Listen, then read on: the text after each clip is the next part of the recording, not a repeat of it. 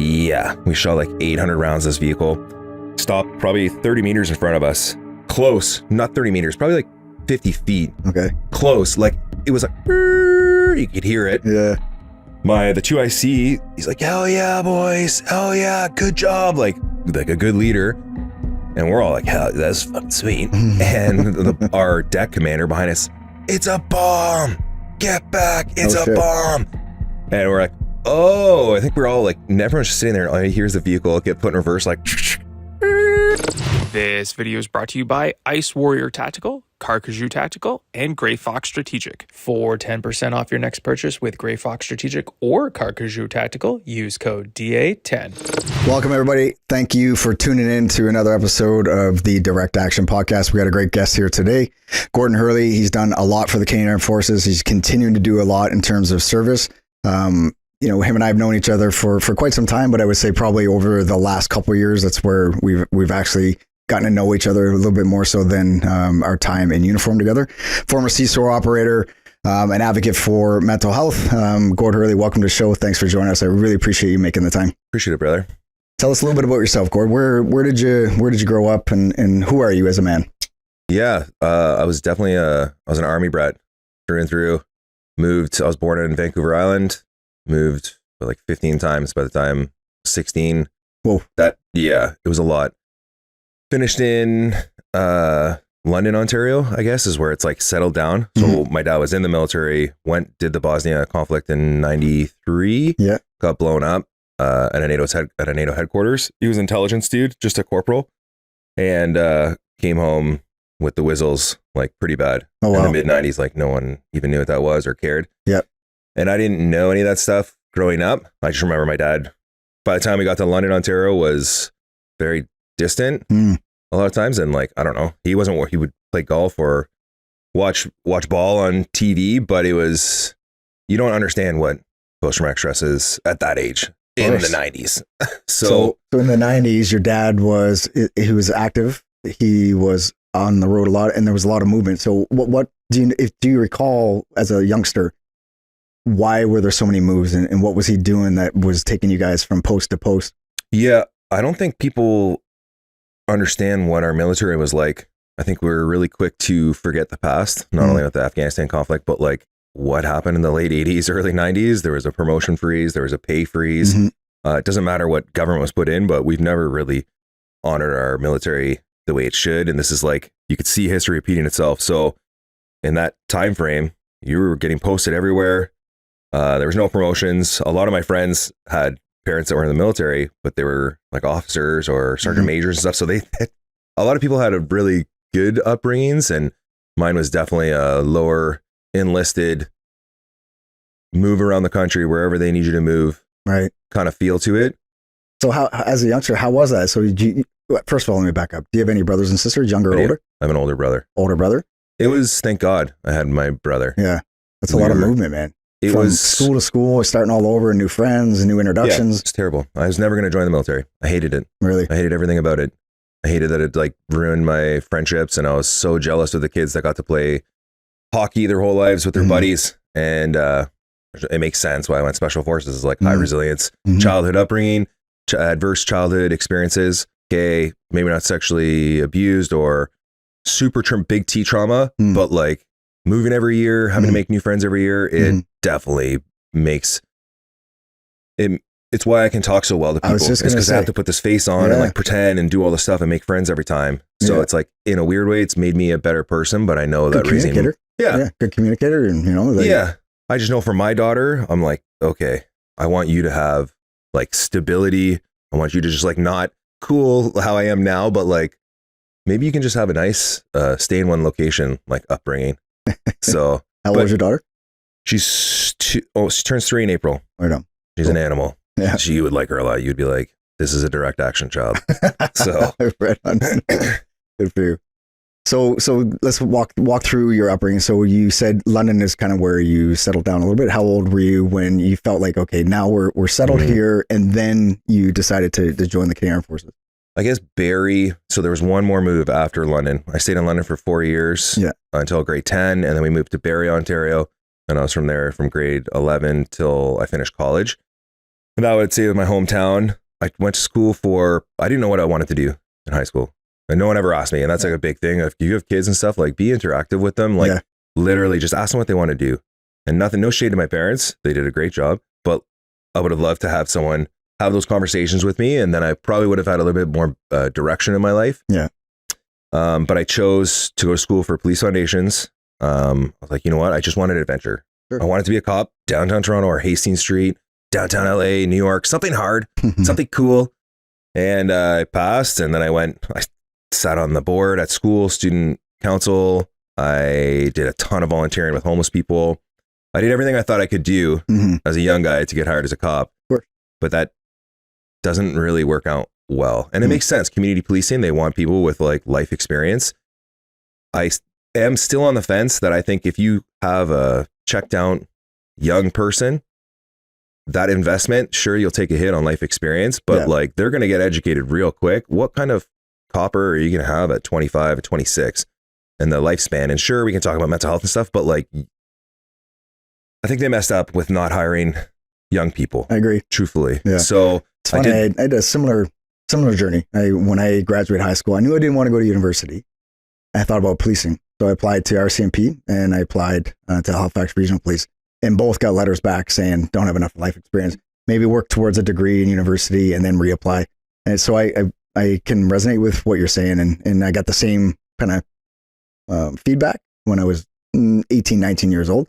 Rightfully so. Yeah. Don't have a lot of life experience, but how do we get experience? By doing things. Right? Yeah, exactly. Yeah. It's I think we shot ourselves in the foot a little bit of it, but that's fine. So I was working at a timed warehouse for Honda in Allison, Ontario. We're driving a forklift, taking parts of a car and loading it on an 18-wheeler all throughout the night, like just working a dead end job with these dudes. And I obviously wanted more, but like I was trying.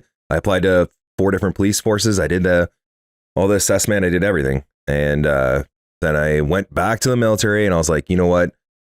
Let's try to be an MP. And I didn't know anything about the military other than I hated it. So I was like, I went to school for this and they make extra money. So I'll go try out for that. But let's back up for a sec. So your thought was you hated it only because of the upbringing that you had and how much you saw with your dad on the move. At what point did you realize that you were actually becoming a little bit more open to what the military might offer? Because it's difficult to, have such a strong opinion without experiencing it. So do you remember, or was there a significant event that happened where you kind of opened up your vision a little bit and said, you know what, actually, maybe there is some potential here? Potential for adventure. Let's put it that way. Potential wasn't like, oh, this is career. It was MPAC, Military Police Assessment Center. I think that's what they called it. I was waiting for it to happen. And then they kept delaying it and they kept delaying it. Oh, it's not going to happen in March. It's going to happen in June. And I was like working at a timed warehouse with crackheads. And my brother, he loved the military. He knew from a baby, like we played G.I. Joe is the best game ever to play as a kid.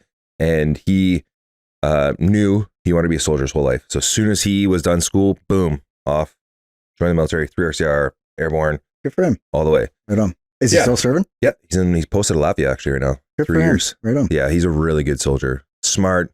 He's got a mouth on him, but we all do. But really good soldier. A person that I know, at least the system when I look at the military and it gives me faith where I'm like, okay, I know that man will make the right decision. Good. And so that's, for me, that's what it sucks that's where the press check is kind of with the military, where it's like, okay, is this guy a good guy? And is he going to lead people correctly? Like, it's not, I don't know. I'm not in the military. So to say it's a rarity, I don't want to talk smack, but things are not the same. No, they're not the same, but I think it's safe to say there are still a lot of good soldiers in uniform that have good purpose and they want to do good things. Yes, we don't speak about it enough. I agree. And that's killing retention and recruiting and all that stuff is where you highlight the good stuff, because there's a lot of good things still happening. There's a lot of good people in uniform that are still doing it.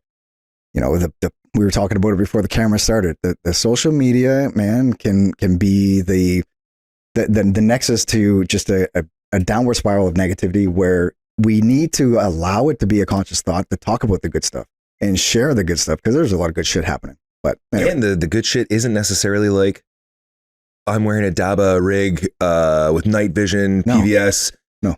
quad, blah, blah, blah, that. That's superficial. No, maybe That's like superficial. actual just hard soldiering. And service onto others, doing something that is more than just yourself, more than the 2-foot radius that we stand on.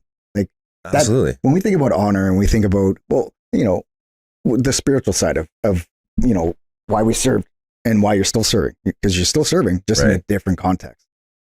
Generally, when people hear the word spirit, they think religion. And for some, that's exactly what they need, and there's nothing wrong with that. I look at the spiritual side of doing something in service as it's not about me, it's about who we can affect in a positive change, and what can we do to, you know, share knowledge, help somebody mentor, show them a way. To me, that's spiritual. That's the way I look at it. You know, some people may disagree or have a different version, but at the end of the day, if we are providing a service for somebody and something, we're doing a good thing, man. We're helping somebody else. I wish I, one, had someone tell me that when I was younger, and two, like, led with that. I lead with that now in life, and honestly, I fought for everything in my career, and I had a mouth, so, like, it doesn't go over well when you point stuff out.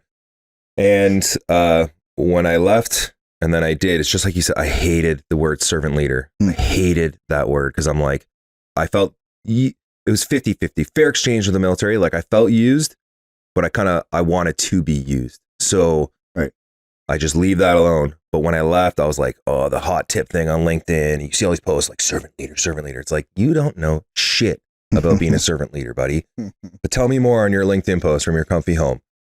But I left, and then within a year, I contacted the youth corrections facility in New Brunswick. And I was like, let me come talk to the young men there.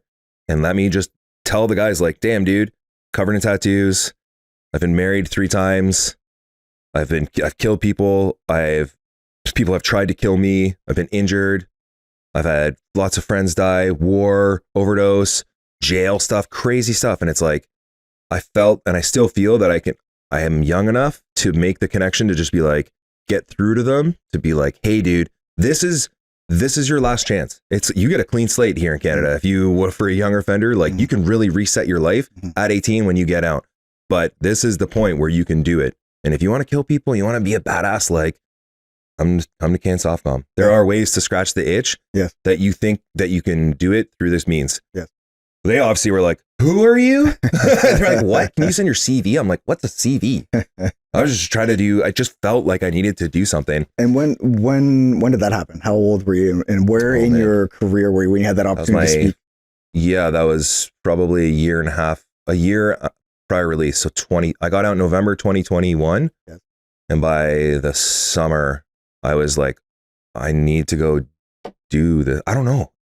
That's the servant leader part where I'm like, I finally started to accept it, where it's like, damn, I actually like to help people. Yeah. It's taken a while. Up until last fall, I finally released myself to be like, I have this dream of just being able to go surfing with my daughter, check the forecasts. I got property on Musketawa Harbor. Very cool. Right near a surf break. And I'm like, I just want to do this and like do art on the side and kind of fully retire. And here I am, balls to the walls, trying to change healthcare, trying to get everyone help. And I fought that though, until I had a conversation with my psych where I was like, I just don't feel at peace inside because I'm doing all this stuff, but I want to live like this. And I'm so frustrated because I just want to live like this. And why isn't the system doing it? And I'm being forced to do this thing when I want to do this. And it's like, I wasn't living within my actual value of my output is this, even though I'm saying I want this, but that's not true. What I want is this. And I wasn't letting myself have this, or just accepting that this is the season of life of where you're going to take this on, because I just want I want this thing over here, but that's just a thought. It's not actually what I'm doing in real life. My actions were saying something completely different. Right. And it wasn't until I told myself, dude, it's okay to help people. And it's crazy that to say this, that's 4 years after release, after everything I've done, after a documentary and all that stuff, that I finally told myself in November, it's okay that you want to help people, man. Yeah, it is. And it's clearly a part of your why. And you should let yourself have that. And the moment I did that, man, I was just like, oh, relief. Yeah. It's like you take the judgment away from yourself when you look in the mirror, like maybe I could do this, but am I adequate? Am I set up to do it? You know, I want to do this, but what action steps need to be put into place to make it come to fruition?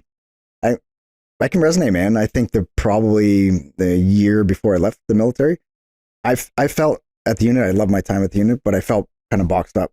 And I felt like, man, I could probably be helping a lot more people and tapping into a lot more of our society, doing something a little bit different. That's how I felt. Not that I wasn't getting fulfilled at the unit, don't get me wrong, but I did feel boxed, felt institutionalized, where it's like I was helping people, but limited numbers. Yeah, the exact same thing with me. Like I took a medical release. I've had 11 surgeries, mental health, all that stuff. So I kind of had a golden ticket. But not only with the combined with the injuries, but there was a big portion of it for me where I was like, this is it. I was lucky. I went and worked at the Hill and got to do all the stuff and got privy to tons of things. Amazing career, like a mile wide, 2 inches deep. That's what she said. But it's like I got to do everything. Sure, not the craziest combat tours and shoot people in the face. Like I definitely got to put the work in, but I had a fill, and it was just like, this is it. This is it. And that's the thing, is like, you can go deep in war and be a warrior, and you can live it your whole life, but that's just not even probably 1% of what the world's made of is like conflict of being a warfighter. Just like when you're in it, it's 100%. Of course. When you get out, holy shit. Yeah. Whoa. There's so much more to life than this. Way more. Yeah. And it's not about, it's thinkers over shooters, right?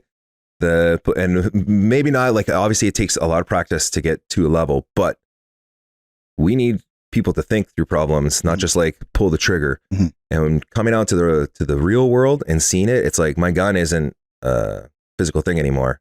And you can totally affect and influence the world in different ways. Yeah. And that's all built from the confidence from special forces. Like when I engage with the government, it's like, y'all created this. You know what I mean? Like, oh, no one, and I haven't had any pushback. I've had lots of non-responses, but there's never been a full closed door in my face.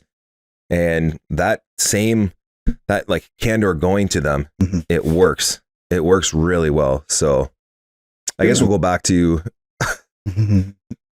high school. So I applied for MPAC. Yep. And I was waiting to get as a copper, and then they changed the date for another 4 months away. And then my brother got stood up for Afghanistan, and he called me and was like, oh, and it was 18-month workup training for a Reg Force unit. Like, it's insane. They were long back then. Yeah. What year was that? February 2007. Okay.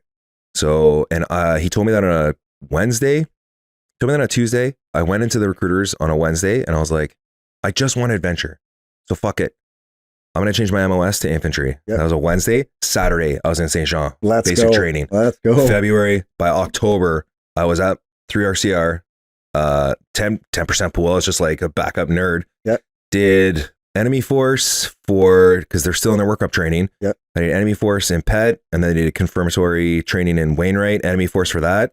Came back, did a SIGs course, and then the unit left for Texas. I didn't do any of that. And when they came back, 3 weeks before deployment, before leave for deployment, I had the guy who lived beside me in the PMQs was in Recce platoon. He was a Det 2 IC Master Corporal, and he was gone the whole time for training. Right. And I'm not a bad person. He had a wife at home, and I would shovel their driveway. And so just be a good person. You know what I mean? Be a good neighbor. I don't know. I wasn't angry or anything. I was just like, damn, this lady's alone. Like, I'm going to do the right thing. And I shoveled their driveway, and I was just nice. Well, 3 weeks before post-deployment leave, they lose another reservist. They're like, this guy's not cutting it. And the Recce platoon tried to reach into the rifle company saying like, okay, we need to backfill the spot. And the rifle company said, no, we've been training for 18 months now. We're not losing, let alone like, you want our best dudes to come to Recce platoon. Right. We're not letting them go. So they had to pick a new guy. And my next door neighbor was like, okay, if it's my section, then like, let me choose the new guy. And he was like, I'll take this guy because I know he's a good dude. And it caused a lot of problems. I was a no-hook private with a SIGs course, and that's it. And no workup training. No, I didn't fire a gun since maybe the fall, and now here we are. And so some of the seasoned dudes that were hungry for that course, they were pissed like, hey, this no-hook private's taking a spot on the Recce course. Oh, yeah. Yeah, I can see Even with my brother, like, there was a ton of tension where it was just like, because that's not 2008 military infantry was still like kind of peak, the way the male machoism, testosterone levels was like, it was still running high from like, okay, the late 90s, whatever it was before, but like the attitude was not what it was in the 2010s or Right. now the Right. 2010s, whatever. Yeah, yeah. It was still some crazy, crazy assholes at the unit that Yep. will Go punch to- you out Yeah, for looking Yeah. at them the wrong way. Yeah. So like, shut your mouth. yeah. And I got pulled over. I did some ranges, got all my stuff, and then I was in Afghanistan by August. And the very first thing happened, I had a bunch of rockets and 72s, and I looked up to like the corporal in my det, and I was like, "Where do you want these to go?" And he, shut your fucking mouth. He's like, "No one wants to hear you talk. No one wants to hear anything from your mouth. You just do what we tell you, and that's it." And it was like, "Oh, okay." And that was my introduction to deployment. And Wow. yeah, I had a bomb explode in my face in January. So we got there late August. January, I had an ID explode in my face. And that's when the senior guys started to talk to me in the platoon. Even a senior deck commander didn't talk to me. These guys wouldn't even like look at me. And I was in Afghanistan for like 3 months with them. Wow, really? Yeah. Oh, man, It that's, was that's but disappointing. that is the old military way. That's for you folks that are guilty of that. That's dumb. Don't do that, and don't pass that on to the next generation. It's stupid. You're not getting. Just don't do it. All right, be a good human being. Mentor people, coach people, help people. Being an asshole does nothing except for highlight the fact that you're an asshole. Yeah, it was majority of my leadership lessons for my career have come from negative interactions with leadership. Right. The rarity is seeing good leadership. And it's like, even in the soft community, the guys are still really checked out. You'll find a lot more, the quality better, but then there's still a lot of leadership lessons, unfortunately learned from like a terrible experience of like, why would you ever do that? Or getting treated that way and be like, I never want to be put in this position. Correct. Not only as a human, but as a leader, like it's better to catch more flies with honey than vinegar or poop or whatever. Like, I agree, but how do you?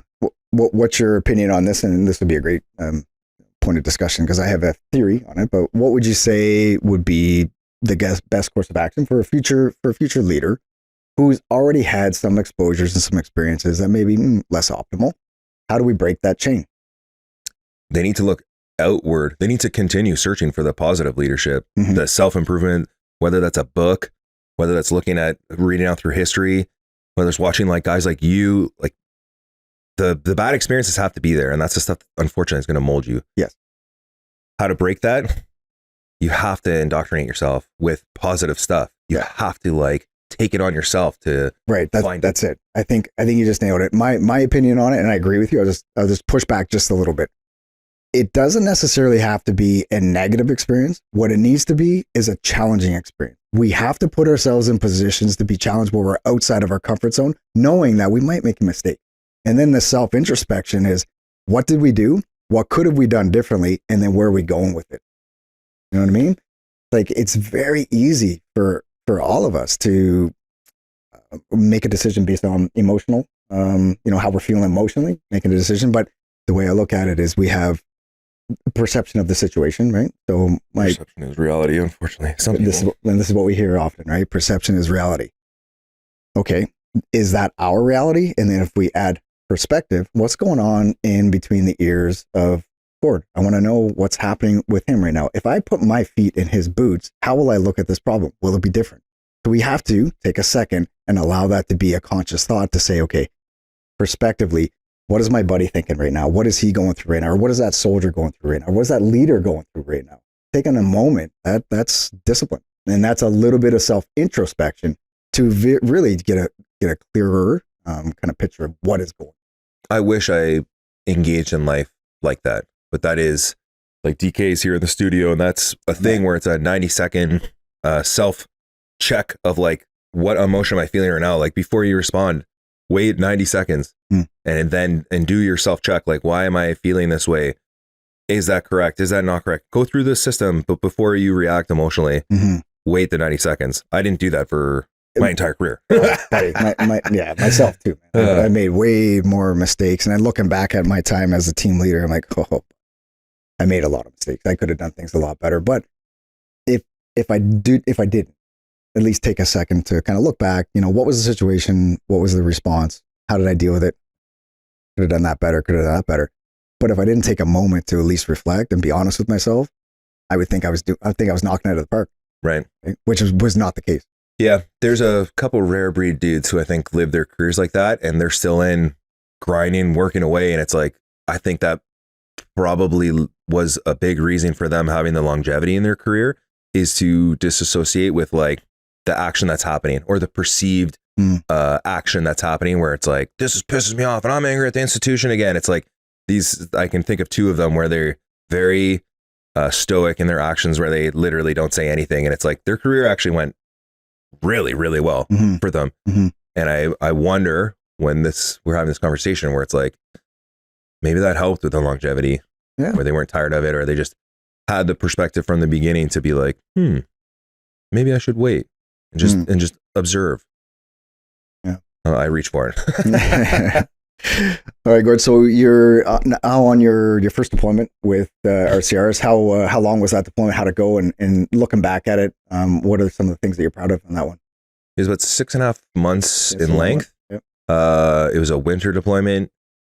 We were an ISTAR intelligence surveillance target acquisition reconnaissance. Am I even saying that right? Right. Oh my God. I'm like, no, not an acronym. I fleshed a lot of stuff, especially the JTAC role. Like you have to learn so many things that I'm like, I can't hold all those things. Like something's getting dumped here. Yeah, you got it. Sorry. Yeah. I may seem like a smart guy, but like something's getting dumped. You're a very smart guy. Don't ask me the reds of GBU 38 right now, please, for the love of risk estimate distance. So that deployment, we were attached to D Squadron for Dragoons, which was, they had a horrendous deployment. So I think it was like 80 something casualties that entire deployment. 20 something dudes died, I'm pretty sure. Wow. I think it was the worst casualty rate for any of the deployments, and it was just IEDs like crazy, and the RCDs paid. We were light infantry airborne reconnaissance. My platoon commander was an old school Pathfinder. It was recce platoon. You know what I mean? Like these dudes were seriously checked out. I was a no-hook private, so what is my perspective on things? It's a no-hook private, so like everyone can take it for that. I didn't know what was going on. I shut my mouth and just did whatever I was told, and it was the hardest work I think I've ever put in my life. Physically, we walked everywhere. We were north of Kandahar City in FOB Frontenac, well below Schwalikop, but just past you guys up in the Argandab area.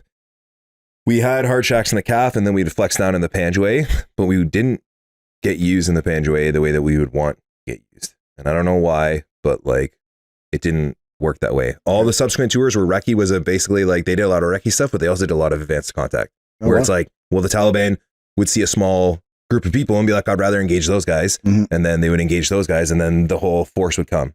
So that was, for my understanding of how the deployments were getting worked, was recce platoon was like doing their job, recce mark and secure, sussing out, prepping the battlefield, but then that would be those would be the guys to start the operation, where it was like, follow us. Yeah. Well, they would bait the Taliban into a conflict, and all of a sudden the labs would roll up and steamroll them.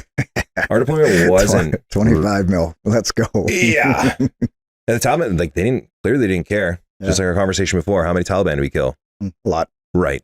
And who won? Taliban. We're still there. So like cockroaches, man. Anyway, that's evil. But yeah, it was just hard work. Walk everywhere. Dismounted infills. We did a 13K infill on a 4-night. You bring everything in. You bring everything in and everything out. All your water, all your food, shit in a bag, all your snivel kit. And we would walk at nighttime the entire night. My section commander, I remember hearing it. He did everything by mapping compass. And even going to these like long ass objectives through, and as soon as you leave Kandahar, like there's mountains and stuff. I wouldn't say they're huge mountains, but hills, whatever you want to call it. Yeah. Large, some steep terrain. Yes. And I just remember hearing his, he should have CLP'd it. Can you even CLP plastic? No, that'd probably make it, destroy it. But either way, I just remember hearing that. And I'm like, how much further? I remember asking the 2IC, the Rob who brought me in the team, all the time, just like, how much further? How much further? You'd hear his compass open up and he'd ask the question. Oh my God. Right now, I'm just like, it was, you want to learn what light infantry is like? Here we go. Holy shit, dude. Yeah. All that weight, the whole deployment, just nonstop recce's. Yeah. And we got, so the two big incidences, one on January 1st, we smoked a suicide bomber, which was really, it was like a range. That's what it felt like. Yeah. We came up, we were doing a vulnerable point check, VCP, I guess. And everyone gets out of the vehicles. The guys go on like on the sides, way on the sides. And as we were coming up to a culvert to check it, a vehicle came around the corner and then it stopped and then it turned around and drove away. And then it turned around again and then came back. And when it came back, the guy in the vehicle followed his ROEs, our 2IC, shot a pen flare at it, like stop, didn't stop. Okay, by that time we're all like, what's happening? Shot, warning shot. And then from there we're all like, okay, this is like, it's happening. Yep. And we were going on an op. So I had a C6. And thankfully, my brother's a big boy like me, and he ran the Piggy All tour. And I would ask him, like, hey, I'm going on an op. Like, what should I bring? All this stuff. And he's like, well, you're a big boy, so take a longer teaser round. Because the weapon's heavy. A lot of people would have a short teaser round because there's so much ammo, it's going to be really heavy. Well, for listeners that maybe don't know what Gord's talking about, a teaser belt is essentially a strip of ammunition. So if a situation like that presents itself, you have a sustainable amount of ammo to sustain the situation. That's what he's getting after. So bigger, stronger dudes generally will take a longer teaser belt. Smaller, weaker souls will usually, try to pass that gun off to somebody else or take a smaller. Anyway, that could be a smart thing. You'll hear after this, like okay. The mistake I made. So 2 mistakes. One, so I had a big teaser, which I was happy about. And this vehicle, it kept coming. We did the warning shot and it was like, it's game on now. And I remember I was on the road and I took from a standing position and I shot the C6, but the ejection port cover is at the bottom of it. Yeah. So I'm covering, I didn't know this. I'm like, boom. I'm like, what the hell? Go down on one knee, like racket, pop, boom, like that, stop it. I'm like, what the hell? I get down on the ground in the prone finally. And I like let her buck about 110 rounds at least at this vehicle. Everyone's shooting C9s, everyone from the section. It was like, this is it. We've been in deployment for 3 months. No one's shot. There was like some little shit, but nothing crazy. It was all wrecky stuff. Yeah. And we shot like 800 rounds this vehicle. Stopped probably 30 meters in front of us. Close, not 30 meters, probably like 50 feet. Okay. Close. Like it was like, you could hear it. Yeah. The 2IC, he's like, hell yeah, boys. Hell yeah. Good job. Like a good leader. And we're all like, hell, that's fucking sweet. And our deck commander behind us, it's a bomb. Get back. It's a bomb. And we're like, oh, I think we're all like, everyone's just sitting there. Oh, here's the vehicle get put in reverse, like, starts backing up, and we back up. He's smart. Call up the engineers. Okay, just 1 second. I want to hear the rest of this. Is amazing. All of that ammo that you guys lit this vehicle up, that motherfucker was still alive. He was not alive. Oh no, he had like no face. But I mean, so who was operating the vehicle? He drove it like a bad actor until it stopped. Like, I don't know if he had his foot on the gas or what, but like 700, 800 rounds went in this dude. And then it started moving backwards? Our vehicle went in. When the boss was like, it's a bomb, the next thing you hear was like the vehicle getting put in reverse. Sorry. Gotcha. Yeah. He didn't put it in reverse. Yeah, I was going to say, how in the heck? Now it makes sense. Okay. He stopped. So the vehicle comes in reverse. We back up, call up the engineers, and I'll send you guys the pictures if you want. And Toyota Land Cruiser filled with, it was like 250 kilogram Chinese like rocket bombs. Oh boy. Huge bombs. Big, like 100-pound, a ton of explosives. And then big boulders stacked all in between it all. Oh and they exploited it, got all the stuff out, bipped it. And just for anyone who thinks like war is like super cool. Okay, so this was the beginning of operation. So we probably leave at like 6 a.m. This happened at 7:30 in the morning. It was so early in the morning. Mm-hmm. Okay, now you're gonna have to do a cordon on this thing, get the engineers out. So it's like 11 o'clock at night. You've been in the same position, waiting for the engineers to bip this, and it was huge.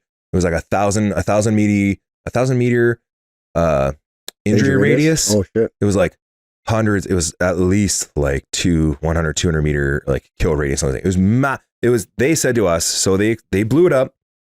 They brought the vehicle back. Mm-hmm. The FBI, like NATO, was like, hey, bring it back to your fob, and they brought it back there, and the FBI is going to exploit it for, because they, at this point, and I may be wrong, but like we were told that this was the first time a suicide of SVB IED, a suicide borne vehicle improvised explosive device, didn't explode. And they always have a dead man switch. So they have like an on switch and they have a dead man switch. So when they get killed, they let it go and it explodes. Right. So they exploited the vehicle, and they actually had the ICOM chatter from him calling when he came up and around the corner. They were able to find all the stuff that he showed up, and that vehicle was meant for the front gate of our fob or up at a bazaar. It was going to be like a big meeting, like a key leader engagement. Yeah. It was either meant for the front of our fob or this like key leader engagement. And when he came around the corner, he thought we were like onto him. So we were just doing a vulnerable point security, but he was vulnerable point check. He was like, oh my God, they're onto me. They have him calling the Taliban, being like, oh my God, what should I do? He turned around. They were like, no, go hit them. So that's what he did. He turned around and came back, and he didn't do it. We shot almost 800 rounds in this guy. And when they exploited it, they found that both the arm switch was on, the dead man switch was on, and a bullet went through the wire of the dead man switch. Come on. Yeah. And that's what they briefed us afterwards. And wow. Yeah. So the moral of the story is more lead, the better. Yeah.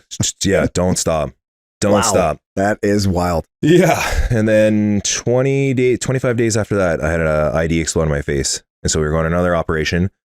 Hold on. Before that, be careful what you wish for as a soldier. Like, you get cool guy stuff happen, and then you get hot and horny thinking that it's all going to be like that. We re-rolled to go back on the operation the next day, but we chose to go dismounted. And I was like, I just killed this. I helped kill this guy. I can assist with a C6. Like, I'm bringing the piggy on everything. Yeah.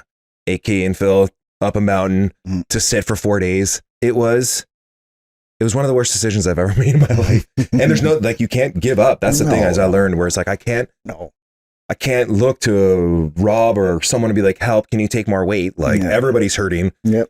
So I learned very quickly after that, just like, be careful with what you're choosing in operation, no matter how something went the time before and how excited you were about employing it. Maybe be a little bit more selective. 24 days after that, we were going on another op, and little Terry Taliban command detonated IED right behind our vehicle.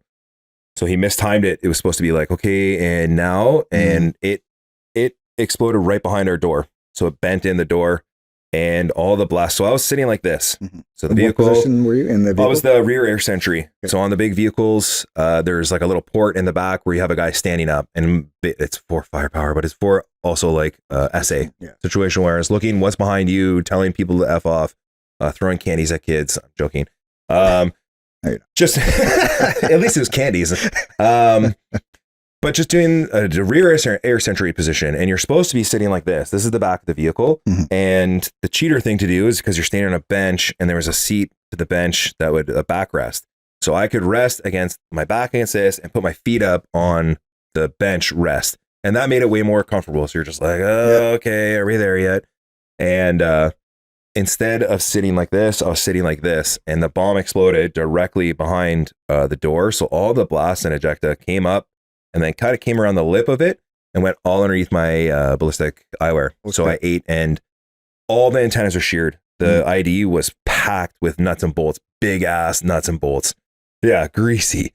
And about like, I don't know, within a foot of my head, all the antennas sheared off. Holy. So yeah, that would have dusted everybody inside, like the vehicle, if that hit actually, or someone, you know what I mean? Yes. And the guy smashed the brakes on when that happened, and the crew commander went forward and then broke his back. Oh shit. He had it's like green fractures. I forget the word for it.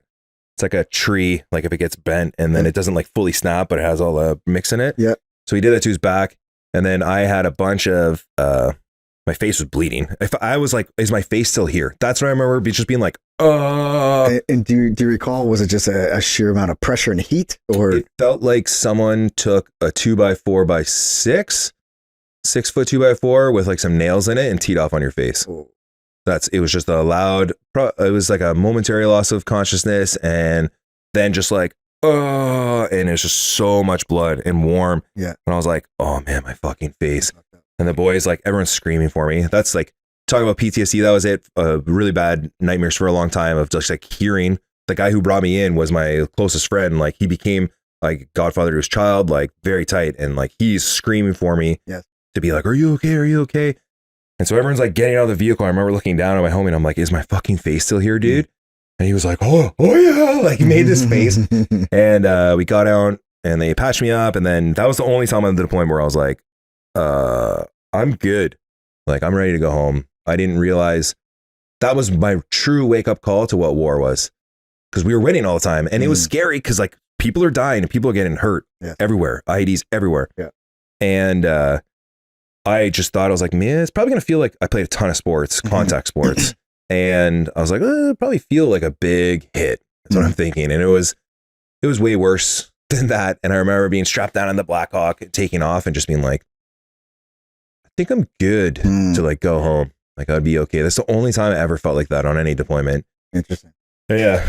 One of the points that you brought up earlier is like, it's not all sexy. It's not all, good times and rolling with the punches, so to speak. But and not saying that this was a cause or an effect of complacency, not saying at all by the way that you shared that story, but would you agree or disagree to avoid the potential of complacency? Because we all fall victim to it from time to time. When things are good, and maybe we've done something really well, a successful operation, something that's really worthwhile celebrating. Take a moment to celebrate it. Look back at it. Reflect on, okay, what went well. What can we improve? But then, like, push it away, because tomorrow is a brand new day, and there's going to be a different set of problem set that we need to be as dialed in onto that. I think sometimes what happens is when there's no incident and it's easy, we become complacent. But if we remember, look, celebrate it. Don't get me wrong. There's a lot of people doing a lot of good stuff. Celebrate that, but only for a temporary amount of time. Put that behind us, because tomorrow is a brand new day with a different set of problem sets that needs our full attention. I'd say it's the most important thing as a soldier. Anyone who does professional, anything extreme, anything life risking, nurse, surgeon, doctor, anything really where there's some sort of risk, complacency is the most important thing. I was asked to go talk to a football team, a university football team, and I didn't make it out this year, but I have like a package set up and like in season, and they were doing really well. They won the Atlantic, the Looney Bowl. And one of my things was, one of my portion of my presentation of throughout the season kind of thing was, because they were doing so well, was to bring that up to them that like every, let's say a large majority of incidences that happen in the military surround complacency. Agreed. You're winning. This is the time to double down on focus. This is the time to like get in the details. Yeah. Being a JTAC, it messed me up, but I'm happy it messed me up, I guess. Or I don't know if it messed me up. Might be interesting to hear your perspective, but there was no ever, you should give someone the sandwich. Good news, bad news, good news, right? Oh, let's do leadership. There's never, ever anything like that in my cell. It was just like, this is what you need to do better. You almost crashed that plane into this other plane here. This is like where you almost killed those guys. This. There was never like, good job, man. You're crushing it. I never once felt comfortable not only doing the JTAC job, but like there was no praise. Yeah. There's like an internal praise where it's like, whoa, we carried a joint terminal attack controller is modern warfare. And that's the big mistake that was in CANSOFCOM during the time, is that we didn't like value what that meant. Yeah.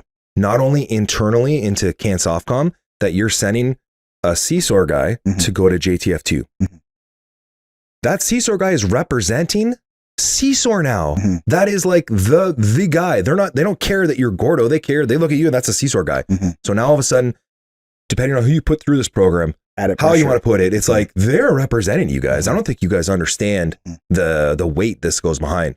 And then I go to the Hill and they're like, holy shit, the JTAC, that's amazing. I was treated so much better at JTF2 than at CSOR for being at JTAC. All my buddies are CSOR, but it was like, so great. Like I firmly believe in my philosophy, call it stoicism, call it whatever. Like I believe in positive psychology. I believe if we see something good, man, praise that.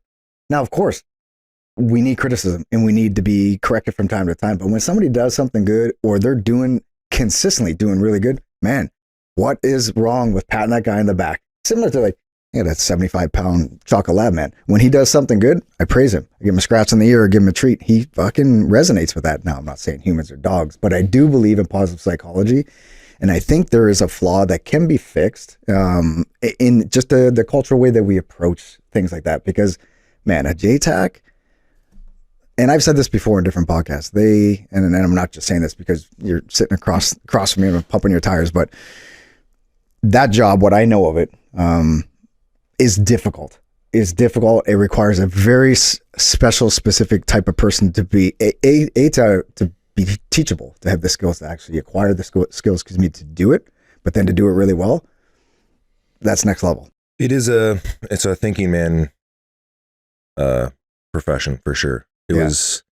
I'll touch on the praise thing. It's like, in another way to look at it, in a relationship, we're like a personal relationship. Like, I'll use an example of my wife. Sometimes when we forget the praise of just like, man, I love you. Like, you're doing a great job. Like, thank you so much for taking care of our daughter and like banging out every day. Say that shit on a Wednesday morning at 10 o'clock through text message or something. That's the shit. That's the shit right there. As a leader, I'm the leader of my house. I'm okay to say that. And I have to set the example. But when you say that to someone randomly in a certain time, it's not a strategy, but that carries so much weight. And that would have been the same thing in my career, is if I ever had a boss just tell me like, damn man, you're fucking crushing it, dude. It was, and it's my own fault, but it was resistance my whole career because I was looking for work my whole career and I was okay with like, that's not right. We can fix it. We can do better. That is my value as Gordo is this, but I can focus people on the why. And that's why I was very, very effective as a JTAC, because you get given these responsibilities, literally responsibilities, duties and responsibilities that are slave to that job, but that is slave to like a rule of engagement, which is like, it doesn't matter if an OC wants to say something to me. They don't have any authority, right? Because they're not qualified in this thing. Right. So like, cool, bro, that you're saying that, but that doesn't even matter right now. And I did this as a corporal. So it ruffled a ton of feathers, but I was so emboldened by working with guys like Rambo, seeing where it's like, they didn't care. That was the beauty of JTF, was like, okay, what's going to work? Yeah. Okay, do it. Yeah. There was no like, well, what if the sergeant major says this or that? It was just like, do it. Yeah. Okay. Yeah. Do it. There's the problem. We have a solution to the problem. Make it go away. It was, they created everything. They created a monster. They gave me the keys. So we're jumping around, but like when I deployed to Iraq as a JTAC, I only had a year and a half in the seat as a JTAC at that point. And I was a corporal, even though I had a couple deployments by that time. And I was like, that's why they let me be in that position, because I was a senior corporal. I shouldn't have been a corporal, but you get it. Up to that point, it was a warrant position. The guy before me was a sergeant, but it was a acting warrant position. And then I went as a corporal. Think about a corporal being a part of the O group. It doesn't work. It's like, and this may sound bad, but like, it's like having a female around. I don't want to get into it, but like, people are going to act different. Yeah. People are going to act different. And it's the same thing. If you have a corporal and it's majors plus a lieutenant colonel deciding how things are going to go in a battle space, they don't want to hear your opinion. Yeah. And doesn't matter if I have the authorities and stuff, you get treated a certain way and put in a box because of that rank. And so I didn't use my rank. I either wore civilians or I didn't put a rank on my uniform, and I would go and interact with Americans who were my counterpart for the American task force were two senior majors. One was an F-16 pilot, one was a pave low pilot. And underneath them, they had like 40 JTACs, Navy SEALs, MARSOC, Green Beret, JTACs. I had a year and a half in the seat, and I'm interacting at a higher headquarters level representing Canada as a corporal. And I never said my rank. I was just like, what's up? I'm Gordo. And the general or whoever be like, wouldn't understand. I'm Steve. And it's just like, cool, man, let's just focus on the why and let's get this done. And it worked. But there was still a lot of friction, a ton of friction with being such a junior rank. Sure. Well, good for you, man. They pushed through it, get the job done. How long were you at JTAC? Were you there? Were you pretty much active while you were at CSOR? Were you active as a JTAC, or did you eventually hand that off to a junior guy? Or no, I did about a year and a half. So I finished tour in 2009. I got in a huge bar fight in 2010. Massive bar, 13 guys from Recce Platoon. Same day that Colonel Williams desk. Yeah. Same day Colonel Williams got busted the night before, we had a massive bar fight. International incident. Both went on the CDS's desk. Obviously, old Colonel Williams got priority, and we got crushed. That really I lost an advanced promotion because of that. And because of that, I, one, lost out on money, but two, I wasn't able to get loaded onto mods 1 through 5. So all my peers now have mods 1 through 5, which is the ticket to get on mod 6, which gets you Pathfinder, which is the ultimate thing here for me. So for folks that are not tracking, what Gord is referring to is the next level in leadership. So as a master corporal, it's a promotion, it's an appointment position. There are mods. There used to be mods to get you there. That's what Gord's talking about. Is mods will tally up, and then over time you get your promotion, which would give him opportunities for other courses. Yeah, it shouldn't be like this. It makes sense it is, but you have to have these courses to unlock the next course. And because of that, it like set me back. So all my peers then were able to, even though they had reprimands. So I never had a reprimand. There's two types of punishments in the military. There's administrative, which is a reprimand. And then there's not criminal, but like the one where you like literally get charged. Yeah. As a no-hook private, you can't get a reprimand. You can't get an administrative charge because you are so junior that they're like, that's not your fault. Yay, right? And that really made a difference because these guys' career, some of them, it came up like 15 years later because it's a big deal in the military. That sticks to your file, and then the military can use it against you. Is that different than like a note to file? Or would that be? I don't, yeah. Well, I think a reprimand is the worst thing you can get administratively. Yeah. So it looks really, really poor, but I've had several friends who leadership has then used that against them in their career. And then they've left after that because they're just like, this is disgusting that you would bring that use something that's 15 years ago. Yeah. So did that, got charged, had my paperwork in for CSOR, and the recruiter was just like, I told them everything happened. And I'm like, but I didn't have a reprimand. So the administrative charge will actually stop you from being able to put your paperwork in. Okay. A regular charge won't. So the recruiter from CSOR was just like, we don't want spit, shine soldiers here.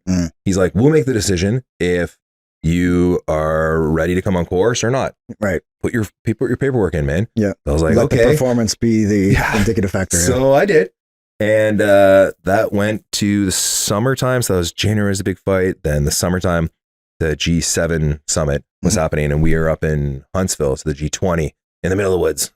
Yeah. And then that's when the OC and Sergeant Major came up to me and were like, hey man, so cool, you put your paperwork in and you work the system, but we're just going to send an unfavorable memo. So you might as well pull it. So an unfavorable memo is just like, they're not going to support you. They're going to be like, this soldier's bad. We don't think he's going to be a good fit for special forces. So I pulled my stuff. The year after that, I shot CSOR, Canadian Forces Shooting Competition. Yeah, I did that. And that was, it was heartbreaking. It's not worth it to get into, but really starting to see what the military is about. And I don't think the focus was on war fighting. I think the focus is on like fishing and shooting competitions and stuff that I didn't sign up for. Yeah. And unfortunately, or fortunately, I went to the show right away. I went to the show within like a little over a year after I joined the military. I was in Afghanistan in a senior platoon, and I come back and they're like, oh, we're going to do this. It's like, can I deploy? Can I deploy again? So I did CSOR, and then the year after that, I was like, okay, let's go CSOR again. And my buddies, lots of friends. At that point, just curious, did you ever think about trying out for JTF2? I'll get to it. Okay. So I put my paperwork in, and my buddy at CSOR, who was a sniper, was like, you should get your sniper course at 3 first. Like, get your sniper course out of the way. And then what was his thought process to that? It was easier. So at that point in time, if you went to CSOR and you were an unqualified sniper, you would have to go do the Reg 4 sniper course. Oh, okay. And then come back and then get upgraded. Now it's all in-house, I believe. And so I was like, okay. And then I got to the day before, you have to go to the base personnel selection officer. BPSO is like someone who interviews you and checks your suitability for a trade change or anything. And for senior courses, like jobs like this, and you have to go do an interview, a psych interview and stuff. And there was a couple days before course started. Pre-course was done. BPSO interview was the next day. And they told me that it's pointless for me to go to my BPSO interview, and I'm not going to get course loaded because a guy that was in the same incident as me already went, and they were like, because you have disobeying a lawful command, because I got in a bar fight and I left and I drank, they said that you can show that you will not follow an order. Wow. So if because of one mistake. Yeah. Wow. So that reflected that, hey, you will, if you were ordered to take a shot, you wouldn't take it, or you'd be like disobeying it. So who made this determination? I don't know. Was this the BPSO? I don't know if that was internal to the unit. Now that I think about it, if they were just like, no, we're not going to send them, or if that's what they told me, was the BPSO was going to like shut it down. So there was no point. Okay. So it was another 2 years of my life, like through RCR, not in a leadership position, but no leadership qualifications. I was in Recce platoon for like 3 years at this point. And I put my stuff in for JTF, and I tried out for JTF in the fall of 2012. I think it was the fall. And I passed, but I didn't get picked up. I was told to come back. So, and now a lot of that's on me. I truly wasn't ready. JTF is the premier tier 1 force, and it's a very mature unit, and the people there are very mature, and face front, very mature. They're all like, we're dudes, right? But like, it is a very, very mature place to work. And I wasn't mature. How old were you at that time, Gord? Do you remember? Not that age has a direct connection to maturity, but I have a like 25, I would 25? Say. Okay. 25 to 27, maybe closer. No, probably 26, 27. Okay. I know why I didn't get picked. It's like a true reflection of who I was as a person is absolutely why I didn't get picked up. You think so? I think at that time? It's just like the cop thing. I think I would have been in a great investment, and I could have gone back. They told me to come back, but I was very disgruntled with how things went. But it was a reflection of who I was, and I have to carry that and own it. Well, the other thing that you can own too, man, is that you did it and you completed it, and no one will ever take that from you. That's why I think I had so much effect as a JTAC at your unit, is that like I had a deployment, I got blown up, I killed people, I did a selection, I passed. I did it with guys that were on this course that are like now assaulters. So they're just like, love and honor. At that point, you're like, what else can I do for this country, for the service, for the flag, for the uniform? Like, man, I've done it all. Yeah, you would think, but that never goes away though, where it's like more. And so I was like, okay, I'll try out for CSOR. And because I was really pissed at the Hill, and I'm like, I don't want to work there then, which is a stupid thing to say, because they gave me the opportunity. Like, you want it, come back. So it was on the table, and that's what I think I did well, but I also think I had a lot of character flaws and issues that they were sussing out and saying like, all right, you want to come back, dude? Do it again. Yeah. And that's fair. And that was a massive maturation of who I was as a human. But also shows too, like they saw potential in you. Otherwise you wouldn't have got the invite. Yeah. Right? I knew that's another thing, is like, I knew my worth at the end of that selection from like the dudes I did the selection with, who were like solid, like good job, Gord. Like these are, when you get that type of validation from people, they don't need the pat on the back. Just like, I would go to war with this guy. I know this guy is like checked down. And I knew I did a good job. Good. But I just, it wasn't right. And I believe it, like the maturity thing was a thing. So I tried out for CSOR and I got picked up, and it was funny because like I did the selection, and selections changed so much now. So I can't even I would feel comfortable talking about selection because things have changed so much that like, it's not like I'm saying the same things, and I don't want to give away anything, of course. But I was like, and it's run so much more professional now, but because I did the Hill selection first, when I went into this one, and my attitude was, if I don't get picked up, I'm done with the military. This system's fucked. Like, you don't want my help? You don't want me? Like, I've been giving you everything, and you're just like making me teach a SIGs course or something in Recce platoon. Like, this is bullshit, dude. And I came to terms with that if this didn't work out, I'm done. And I went into that. I was an animal, obviously, in shape. Like, it was the awesome shape, but I just kind of fucked it off. And I would luckily, I brought a PAM with me. I brought a Pathfinder PAM with me, and I just kept it in my pocket because I'm like, selections can be really fucking boring. The Hill selection I felt was more like NFL Combine, where it was like, you one chance, max performance, that's it. The CSOR selection was like way more soldiering selection, where it was just like grind it out. And it wasn't, it's way more professional now, but I could get away. So I had a Shemagh, and like my whole plan was, and I had my PAM, is I would take the PAM out while you're waiting in between like iterations or whatever testing's happening. I put the PAM on the ground, and I put the Shemagh over my head, and I'm sitting down in like whatever position, and I would just sleep. Yeah. And I would sleep and no one would come and do anything to me. And I was like, I don't care. And my buddies would be like, what are you doing? You're going to get some shit. And I was like, I don't care, dude. Like, studying. it's all good. Exactly. And like, it worked the whole selection. I got a bunch of sleep. So I got picked up by them. I did a short jaunt to Africa to do some airfield survey stuff, which was really cool. Really got exposed to like small mission. There was really small with a handful of dudes going all across Africa. I was like, this is the special forces. Like, this is what they said it would be. Came back and was voluntold to become a JTAC. And I got charged. So I got charged 2010, 2011 for a bar fight. And then I got charged again on SFC. And luckily, you were on course. You were on course and you got charged. No, yeah, dude. What happened on this one? Luckily, do you want to talk about it? I didn't have, I was a good soldier and I didn't have any red marks on my file. I didn't have anything like up to that point. And it was the end of reconnaissance. And I don't mind telling this story. And it's funny because I see Corporal for Life. All these guys have their memes about the MP shooting raccoons and the famous raccoons. So here's your famous raccoon story, guys. We finished reconnaissance portion, and the next day we're going to start littoral brownwater training. So training in the river, swimming. It was like the very end of course. It was like we just have a couple little things left, and then we have graduation.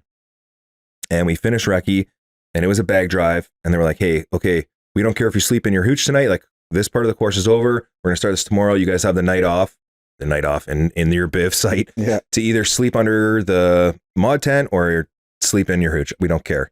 We're like, okay.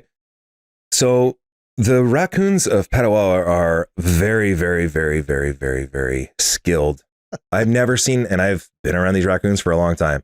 They can like open up rucksacks under MBG. You'd see open up clips, going into people's food, taking out stuff. And so this is what happening all night. And everyone's laughing on course. We're like, get the fuck out of here. Like, stop it. We're like throwing stuff at it. And then it started getting amped up more and more and more because these raccoons weren't stopping. Yeah. So then guys like getting up, throwing sticks at it, running after it. It's 2 a.m.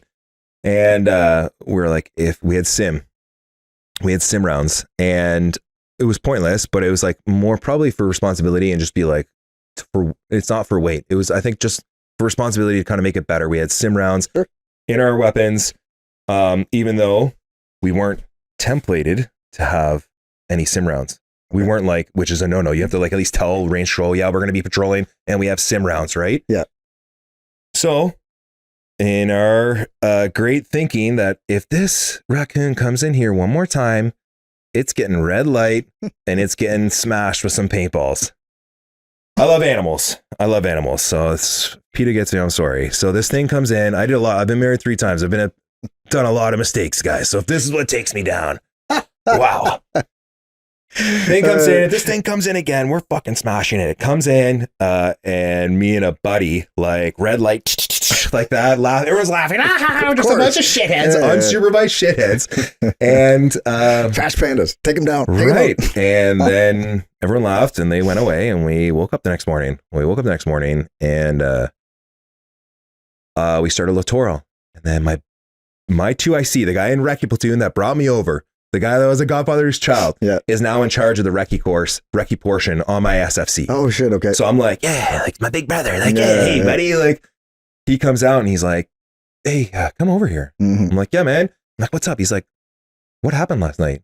What do you mean? He's like, something happened in the BIV site. I'm like, yo, these fucking raccoons, man. He's like, well, yeah, what happened? I'm like, I shot the shit out of that thing. And he's just like, this is my big brother. And he's just like, honestly, man, like you might be off course. And I was like, what do you mean? And he was like, well, what makes you think that discharging a firearm at like an animal or at all with no supervision around is like correct or whatever? And I was like, I don't know.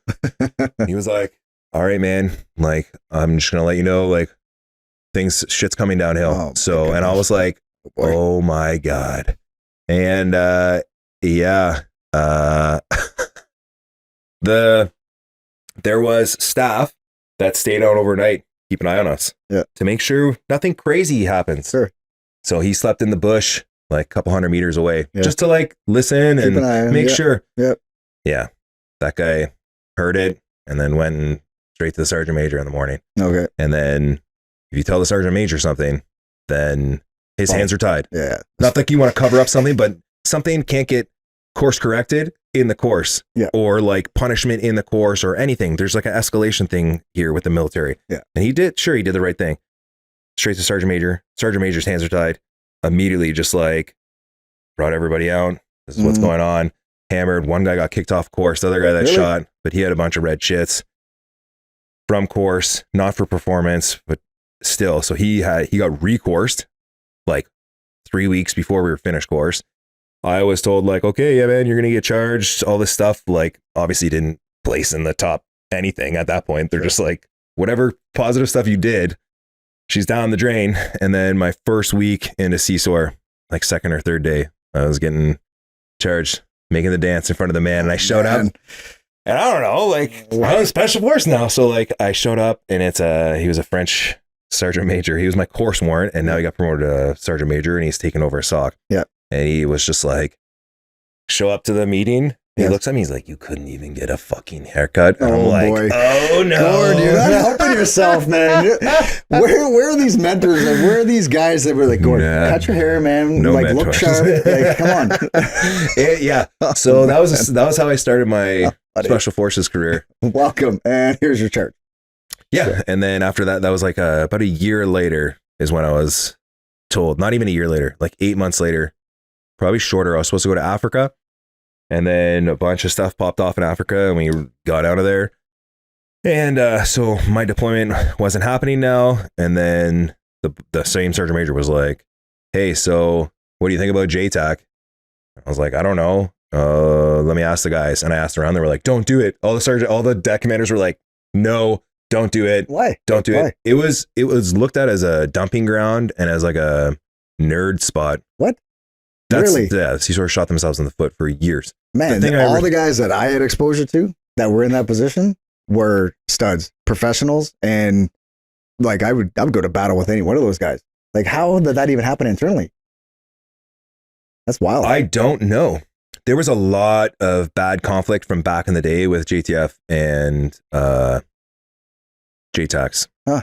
Tons of friction throughout the Afghanistan conflict where it was like JTF didn't treat them right at all. Well, I'll share this story with you because it's very connected. So the JTAC that I was exposed to in 2008 tour from CSOR was an awesome dude. And he was a leader. And he actually reached out to me while we were there together and at Graceland and said, hey, man, like, do you mind helping us out with some CQB stuff?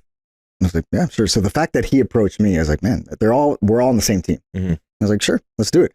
So when we had downtime, we would, together with his team, we would go do some CQB stuff.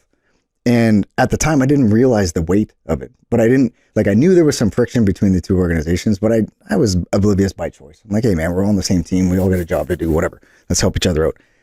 That guy was awesome. Fast forward, 2010, the exact same thing. A different JTAC, same thing. I'm like, why are these guys approaching me looking for like CQ? Of all the people, why is it? I never put the connection together. It was later, years afterwards. I'm like, hey, man, just curious, why were you asking me? And like, well, we got a lot of no's from your side of the lazy E. But guys knew that I was open to it. I like helping. I like, training, and sure, let's do it. But the reason I share that is because both times, 2008 and 2010, it was JTACs. There was, and I didn't experience any of this, by the way, too. I was just like told by the senior guys, like, hey, this is how this goes, like with the hill. Mm-hmm. So kind of getting ahead of it. I'll just go in order. So I did the JTAC course, or I'll stick with that really quickly and then we'll go back. So qualified JTAC, you get your stamp, and then I'm going to go get my para course, but I'm going to go do it with the hill. So like, that's the thing, is another thing that people didn't understand is that you're a CANSOFCOM asset now. So that means like for me, I used it as leverage. Like they gave the keys to the Ferrari to me and then they try to take it back. And I'm like, I'm like, oh, these guys are doing I would get them the calendar from all the units. And I would be like, this is what's happening. Okay, I can fulfill my roles and duties. And then I would make my schedule and I would go to the boss and be like, hey, the Hills going here and doing this thing. And I'm going to go do it with them. And they would be like, okay. And then I'd be like, okay. And then I'm going to go do this range here. And then I'm going to go down here. And I complete free. Wow. It was, it was awesome. Yeah, that's all right. But that came with a lot of responsibility. Of course. No one else wanted to do the job, basically. And I think people, it sucked because as long as you did your job, then they ran you, and they ran you hard, and you weren't given, that's a lot of freedom. But when it came to, I wanted a JM course, I wanted to keep doing courses. Sure. There's not a lot of JTACs. And the answer is no. I'm talking about like basic round JM. You know what I mean? Like, let me have that, please. Come on, let me go do it. And they were like, who's going to hold this position? Who's going to go on that deployment? Who's going to go on that exercise? So you were just worked. You were just used. And there was no pat on the back from leadership ever. And no redundancy either, because, you know, by the sounds of it, you were one of one. The burnout rate in our cell was so high. So high. And it wasn't a burnout like, this guy needs a break and then he's going to come back to work. It was like, this guy's done. He's done with PTSD. He never wants to see the military again. Every year. Boom, boom, boom. And to even get qualified, there were years where no one got qualified. It's hands down one of the hardest courses in the military. And you have to go do the Reg Force one. You come to us, you do your soft one. At the end of that, every JTAC gets a thing called a designation letter. That is your actual driver's license to drop bomb. You can be qualified and all this stuff, right? But a designation letter is a letter from, on behalf of the government, saying that you are qualified and given permission to drop bombs or control aircraft anywhere in the world unsupervised. Amazing. Signed by the general, but that's from like all these lawyer stuff. That designation letter is the thing that allows you to play the game. There's been guys who go through the program and they don't get their designation letter for like 6-7 months because they're not ready. So it's like, and that's like you were talking about 80% attrition. We're talking about failure from that course and then failure from the soft course. And then, if you're good enough, then they give you the ticket. Wow. You think, and you would think it'd be worth more. It is. The homies know it. That's the thing. It's like, they do. The guys on the ground know, man. They know the value that you bring. And that's, I won't say that's all that matters, but it's a huge piece. It is. I had a big problem with confidence, not confidence, but like almost like a daddy issue because I was never given praise and told I was doing a good job. It was always just like, get better, get better, get better, which I believe in. But it gave me like a internal complex of like wanting praise. And I never got it. And it left me really upset and confused and angry. Here I am now post service, almost 4 years. The best thing you could ever do as a soldier is do the right thing and do it for your guys. You may not get the awards. You may not get the big congratulations while you're in. When you leave, the relationships I have now with people and the access that I have to the most, I'm sitting here right now. You wouldn't have me on your podcast. There's other guys like you, the best soldiers that Ken has ever produced. I can text or they text me and are like, hey buddy, like hope things are going well. And that I don't care about any of the awards. And people are like, whoa, you did a lot. It's like, well, I did a lot more than what's shown. You know what I mean? And that actually doesn't matter. Yeah. Doesn't matter at all. It's having these kind of relationships post service where it's like, damn, you have a friend for life with some like super, super capable check down human beings. Yeah, man. And you also, you become in touch with the character that you are and who you want to be. Right? Like back to the leadership thing. One of the tattoos I have on my arm as a reminder is do the right thing when nobody's watching. Like just do the right thing. That's the character. Like, you know, when we only get one lap at this thing we call life. And I think about it, not a lot. I'm not out of my mind yet. But I think about it. Like when that day comes, what will people say about me? Right. What will that, what will that? People are standing around you on your deathbed. What are they saying about you? Yeah, what do you want your daughter to say about you? What do you want your friend to say about you? Right. How do you want people to remember you? Yeah. That is life planning 101, where it's like, that is your true, how you should be living in line with yourself is right there. Yes. And then that's how you should carry on. I agree with you, man. And we're human. We have good days and we have bad days. But what is the behavior that we're able to execute consistently? Right. And that's the people that we are. That's the person that when we look in the mirror, that's real. That's real. And you can change that. You can change those. Where I was that young man who trying out for JTF2 with all the faults and stuff. It's like, there's so much growth from all of those things. The best way to learn sometimes is failure. Of course it is. And maybe this will be, I would love to ask you this. So there's a thing where I've heard that the Hill guys, studs, the best guys ever from their regiments, they get all the courses, they top everything, but they've never failed anything. And then they go try out for selections and they don't get picked up or they fail. And it's because this is like the perception and things talked about is because they've never failed before. I've seen And that. all of a sudden they get tested and it's like, whoa, that rock star is like not the rock star that you thought it was. Yep, I've seen that. Yeah, I've seen studs come in. They're the golden boy from whatever organization they came from, and good soldiers, but they're in deep waters. They're surrounded by 30 other studs that are just as smart, just as capable, just as fit. And then now things become a little bit more real. And I believe this in life. No matter how smart we are, big, strong, fast, there's somebody else that's a little bit smarter, a little bit faster, a little bit stronger. Well, it's no different at JTF too, man. You're taking a deep dive in deep waters with a lot of talent. And if guys are not used to being surrounded by that kind of talent, intelligence, sometimes they self-implode. Yeah. Any soft unit, if you think that having a conversation about physical fitness is going to benefit you about asking questions about selection, you're not ready for selection. You don't understand the level of fitness is not a conversation, because you go to these places and guys, not just JTF, CSOR, guys are running like marathons on the weekend, working all week, fighting all week, and then they'll go smash on a marathon and place like well. And then this guy will go fight professional on the weekend, and this guy will go do this. You will never be the best. You think, try, but there will always be someone at work who is way better than you at that one thing that you're trying for. And it's that the units are filled with that. Oh yeah. It's awesome. Right across the board too, man. I've had great exposure, law enforcement, federal, provincial, municipal, Canadian Armed Forces, everyone that falls under the umbrella of CANSOFCOM, man. And I can tell you, here's a commonality that is worthwhile mentioning. Every organization has got a ton of talent. They've got some good people, good soldiers, fun people to be around. Every institution has a couple of bad apples. That is reality, man. Every institution, you're going to face it. The way that I look at it is, instead of comparing yourself to, and I use this word best very, very cautiously. What does best mean? How about most optimal? Or let's strive for excellence? My point to that is, if we find a way to be happy with what we're doing, but seldom satisfied, you're going to constantly look for that 1% improvement. Right? But if you've ever come across anybody that thinks, well, I'm the best, I'm part of the best. Whoa, careful. Oh yeah. Careful, man. The world finds a good way of humbling us. So just be cautious with that. Back to the complacency thing. Right. You have to keep the knife edge sharp. Yes, sir. And that means an honest assessment of yourself. Always. I think so. And that's okay. That's okay. Buddy, you've had an awesome career, man. Very I was exposed to everything, and it was awesome. I still say I didn't have enough.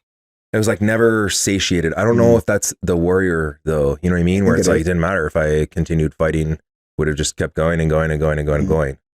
And it was us not fighting is like a main. I had a ton of injuries, but I also was like, what are we doing?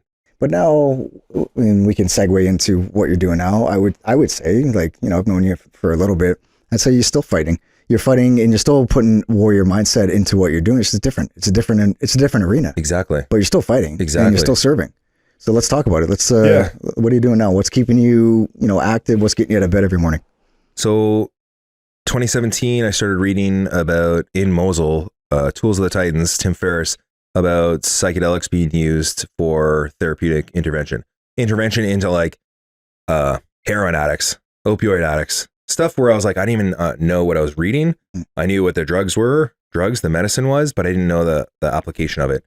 And I had someone close to me, and it wasn't very close to them, it was very close to someone who in their family had an accidental overdose. And I was like, okay, and that shattered their family. It really obviously messed things up. A young man, only 18. And I was like, if I have ever a child, I'm going to kidnap them and I'm going to bring them to this jungle, wherever I'm reading, and I'm just going to force them to do this drug and blah, blah, blah, blah, blah. Fast forward 2022, this time frame, one of my best friends struggling like crazy, struggling so bad. And I was like, okay, I'm going to enact the plan with this guy. And I reached out to a guy named Jericho Denman. He's a ranger, berserker on Instagram. Really cool guy, like big daddy ranger dude. And I reached out to him because he had some stuff posted about ayahuasca. And I was like, I have a friend who's going to kill himself.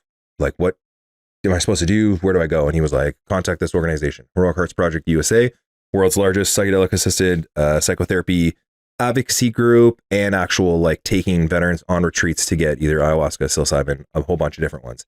They've been on 60 Minutes. There's a ton of credibility. They're on all the news. Hands down, the most credible organization in the world for veteran access to psychedelics. They flipped me to them. He flipped me then to a Canadian version, but the Canadian version wasn't stood up. And at this point, the guy's going in and out. It's bad. It's not bad. And I'm like, okay, things are calm. And then it flared up again. And I was like, fuck it, dude. Talked to the guy. He's like, we have no money to send people, but I went and did Ibogaine and 5-MeO DMT. The guy who runs the organization. He's like, I can tell you about these things, but like, we don't have money to send people. So like, you do it with whatever you want. I'm like, okay, well. Okay. So now just so we can, because this is important. The acronyms that you just used, if you could just explain what they are, because now you've got a friend, somebody you know that you care for, that you want to help them, but you're just trying to get everything in order to make it come to fruition. Yeah. So you're getting educated, you're understanding the benefits, what you believe to be is going to help this guy, and then you just rambled off a couple of acronyms. If you could just touch a little bit on that. Originally, I was looking at ayahuasca is a plant that is called the mother of psychedelics or the grandmother of psychedelics. So very, very, very, very powerful, very visual based, and it's traditional. It's been used for a long, long time. And then there's another big daddy one it's the grandfather of psychedelics called Ibogaine. Okay. Ibogaine is broken down. That's like the actual molecule. I might be getting this wrong, but Ibogaine's actual like molecule comes from the iboga tree or the iboga root, which is a root from West Africa, primarily in Gabon.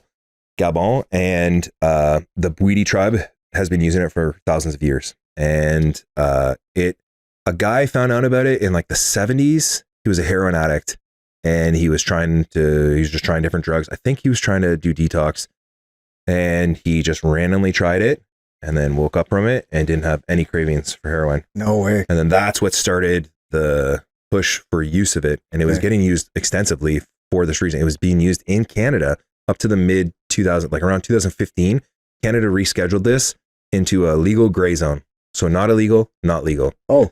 Which is strange, right? Because if it's illegal, so a decriminalized drug in BC, fentanyl, black tar heroin, crack, cocaine, whatever you want, you can have up to 2.5 grams of it.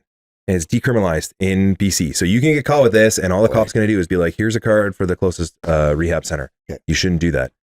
Ibogaine isn't illegal. They just made it in a gray zone. So technically you can't even like practice with it. Right? Weird. How they do that. So you can kind of see like, why would they not, it wasn't grouped into the non-illegal stuff, but now you can't even use it because if it was non-illegal, right, then you technically could have 2.5 grams of it. Right. So it's in this weird gray zone, which then forced these two guys, Trevor Miller and Jonathan Dickinson, were detoxing people on Hastings Street with Ibogaine. Yeah, for a while. And then they got a legal gray zone and then they pumped down to Mexico where the stuff is legal. And from there, they got linked in with a SEAL Team 6 guy, Marcus Capone, and his wife, Amber Capone, who stood up Veterans Exploring Treatment Solutions, VETS.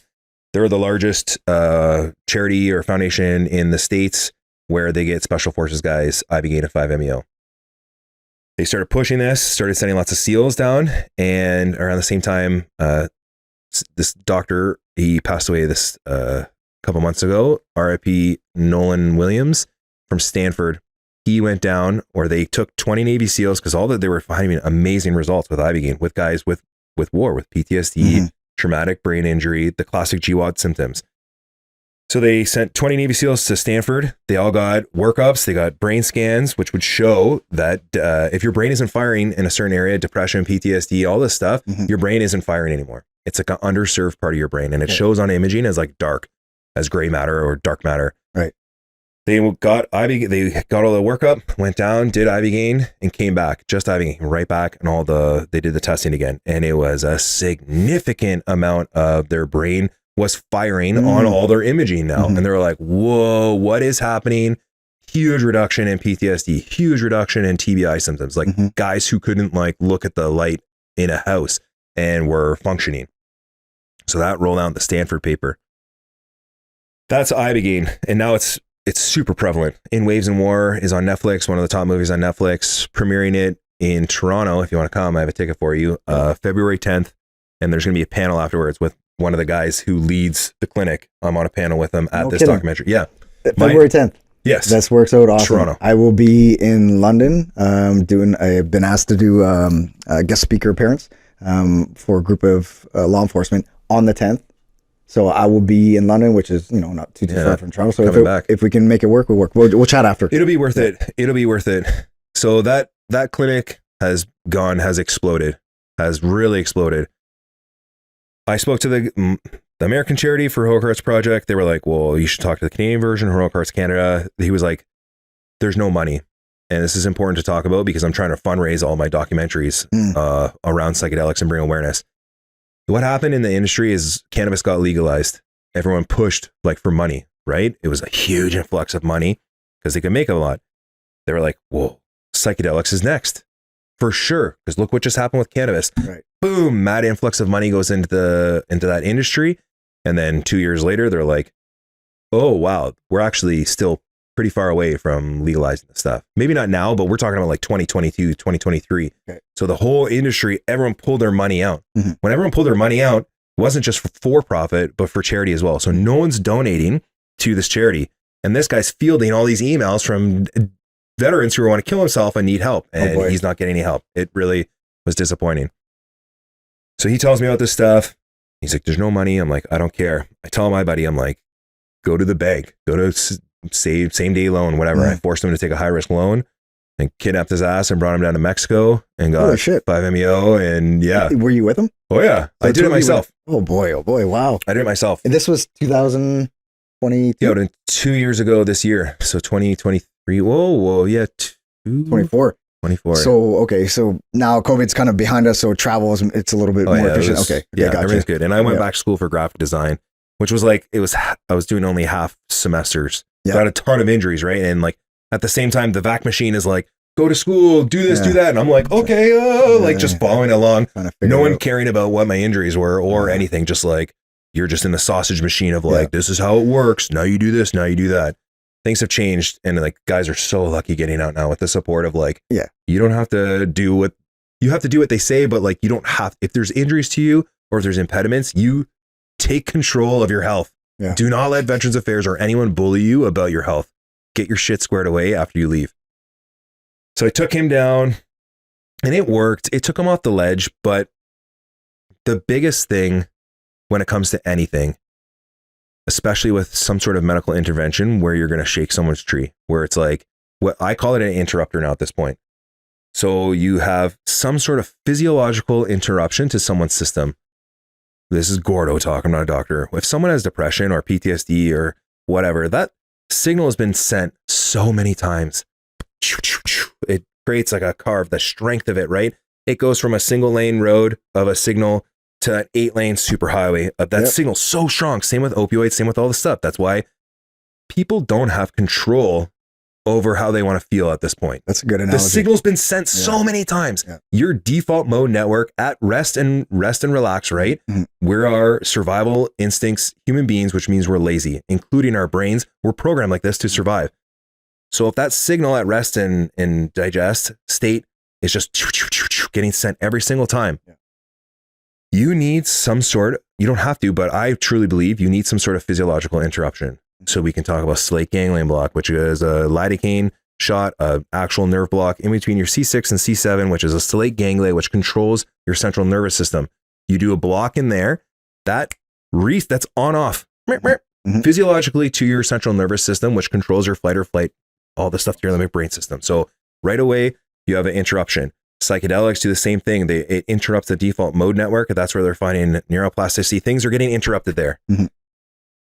With transcranial magnetic stimulation, same thing. That's a physiological interruption. These two magnets are sending a magnetic pulse to an underserved part of the brain saying, hey, wake up.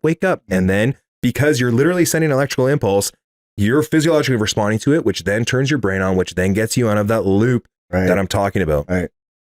That's just the interrupter. So there's preparation, dosing, and integration. There's 3 parts to any type of psychedelic. Preparation, understanding what the trip's going to be like, what you could encounter, what are you trying to actually solve? People, you'll hear intention setting. I don't want to drink anymore. It's a good start for an intention, but really like Why don't you want to, or why do I want to drink? Why? Okay, that's good. What is making me like, is that a risk? Do I like the feeling of it? Do I not want to be here? You start driving down really what's going on in your life. You do this for your mental health. You do this for all sorts of stuff. And if you don't know how to do this yourself, you do it with a guide or a therapist, someone qualified. You do all this work free. So the preparation, you do your dosing, the actual like medicine, and then afterwards integration, which is the most important part. It's like defragging a computer. I'm going to talk specifically to psychedelics right now. You have, your brain is filled with files, 39 years of files, not sorted.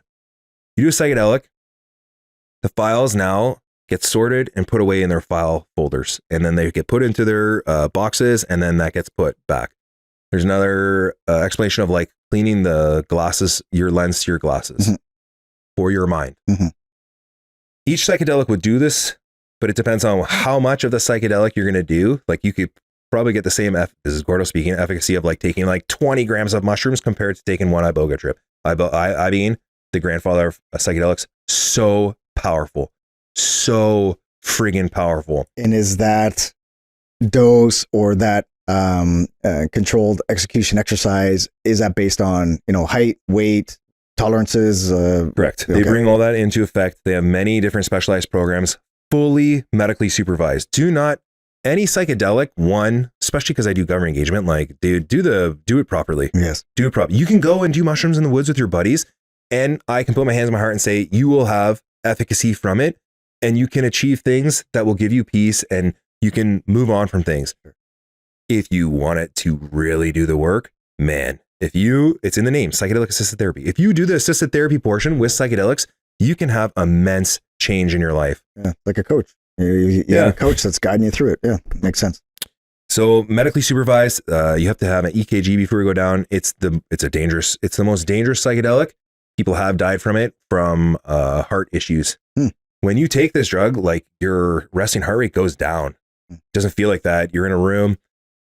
Everyone's hooked up to monitors. There's a nurse practitioner on guard, like behind everybody. The trip's like 8 hours.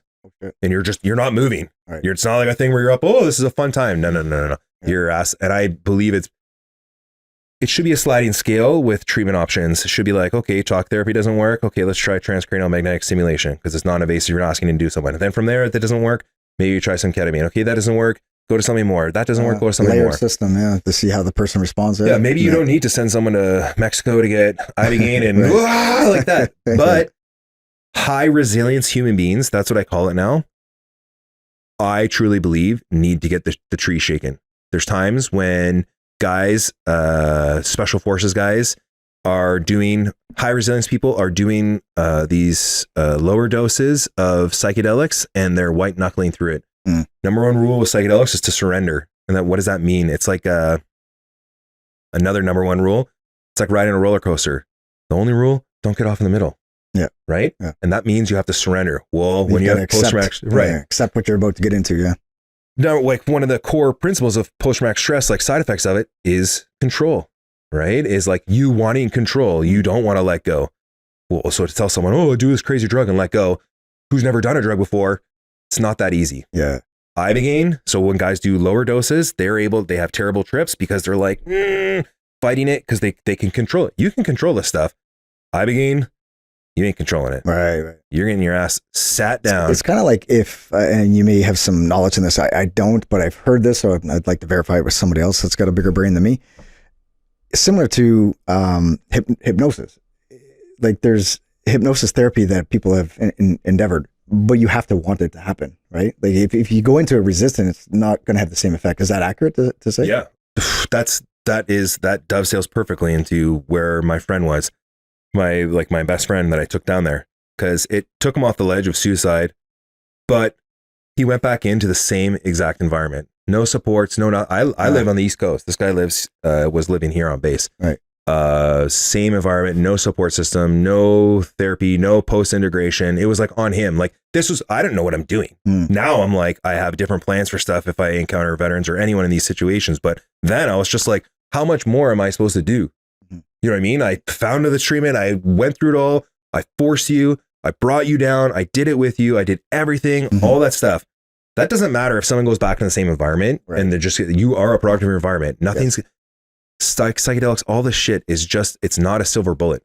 It will help you as much as you want it to help you. Right. And you have to want it. You have to want it. You have to want to change for anything to happen. That's when you see the most growth. I've seen lots of veterans do psychedelics and nothing happens. And it's like, well, do you want it to change? You have to want it. You have to want it. You can continue to accept being the victim if you want to be victimized, or you pull yourself out of it. I agree with him. And I think, and I can speak with confidence. I've had some moments where like PTSD is a very complex subject. And I've said this before, but I'll say it again. It's also very similar, obviously not on the same scale, as common cold.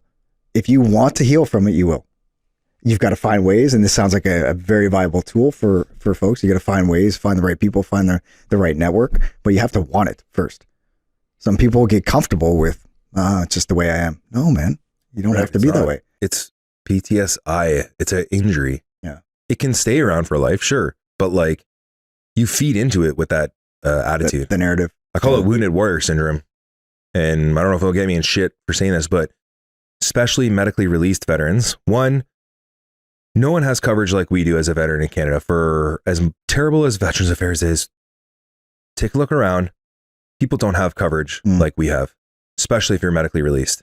There is no one in Canada that's going to have some sort of like coverage and support for the rest of your life for that. Do you deserve it? Absolutely. But let's put some things in perspective here of like regular ass people.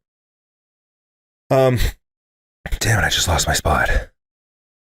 We were talking about wanting to get help.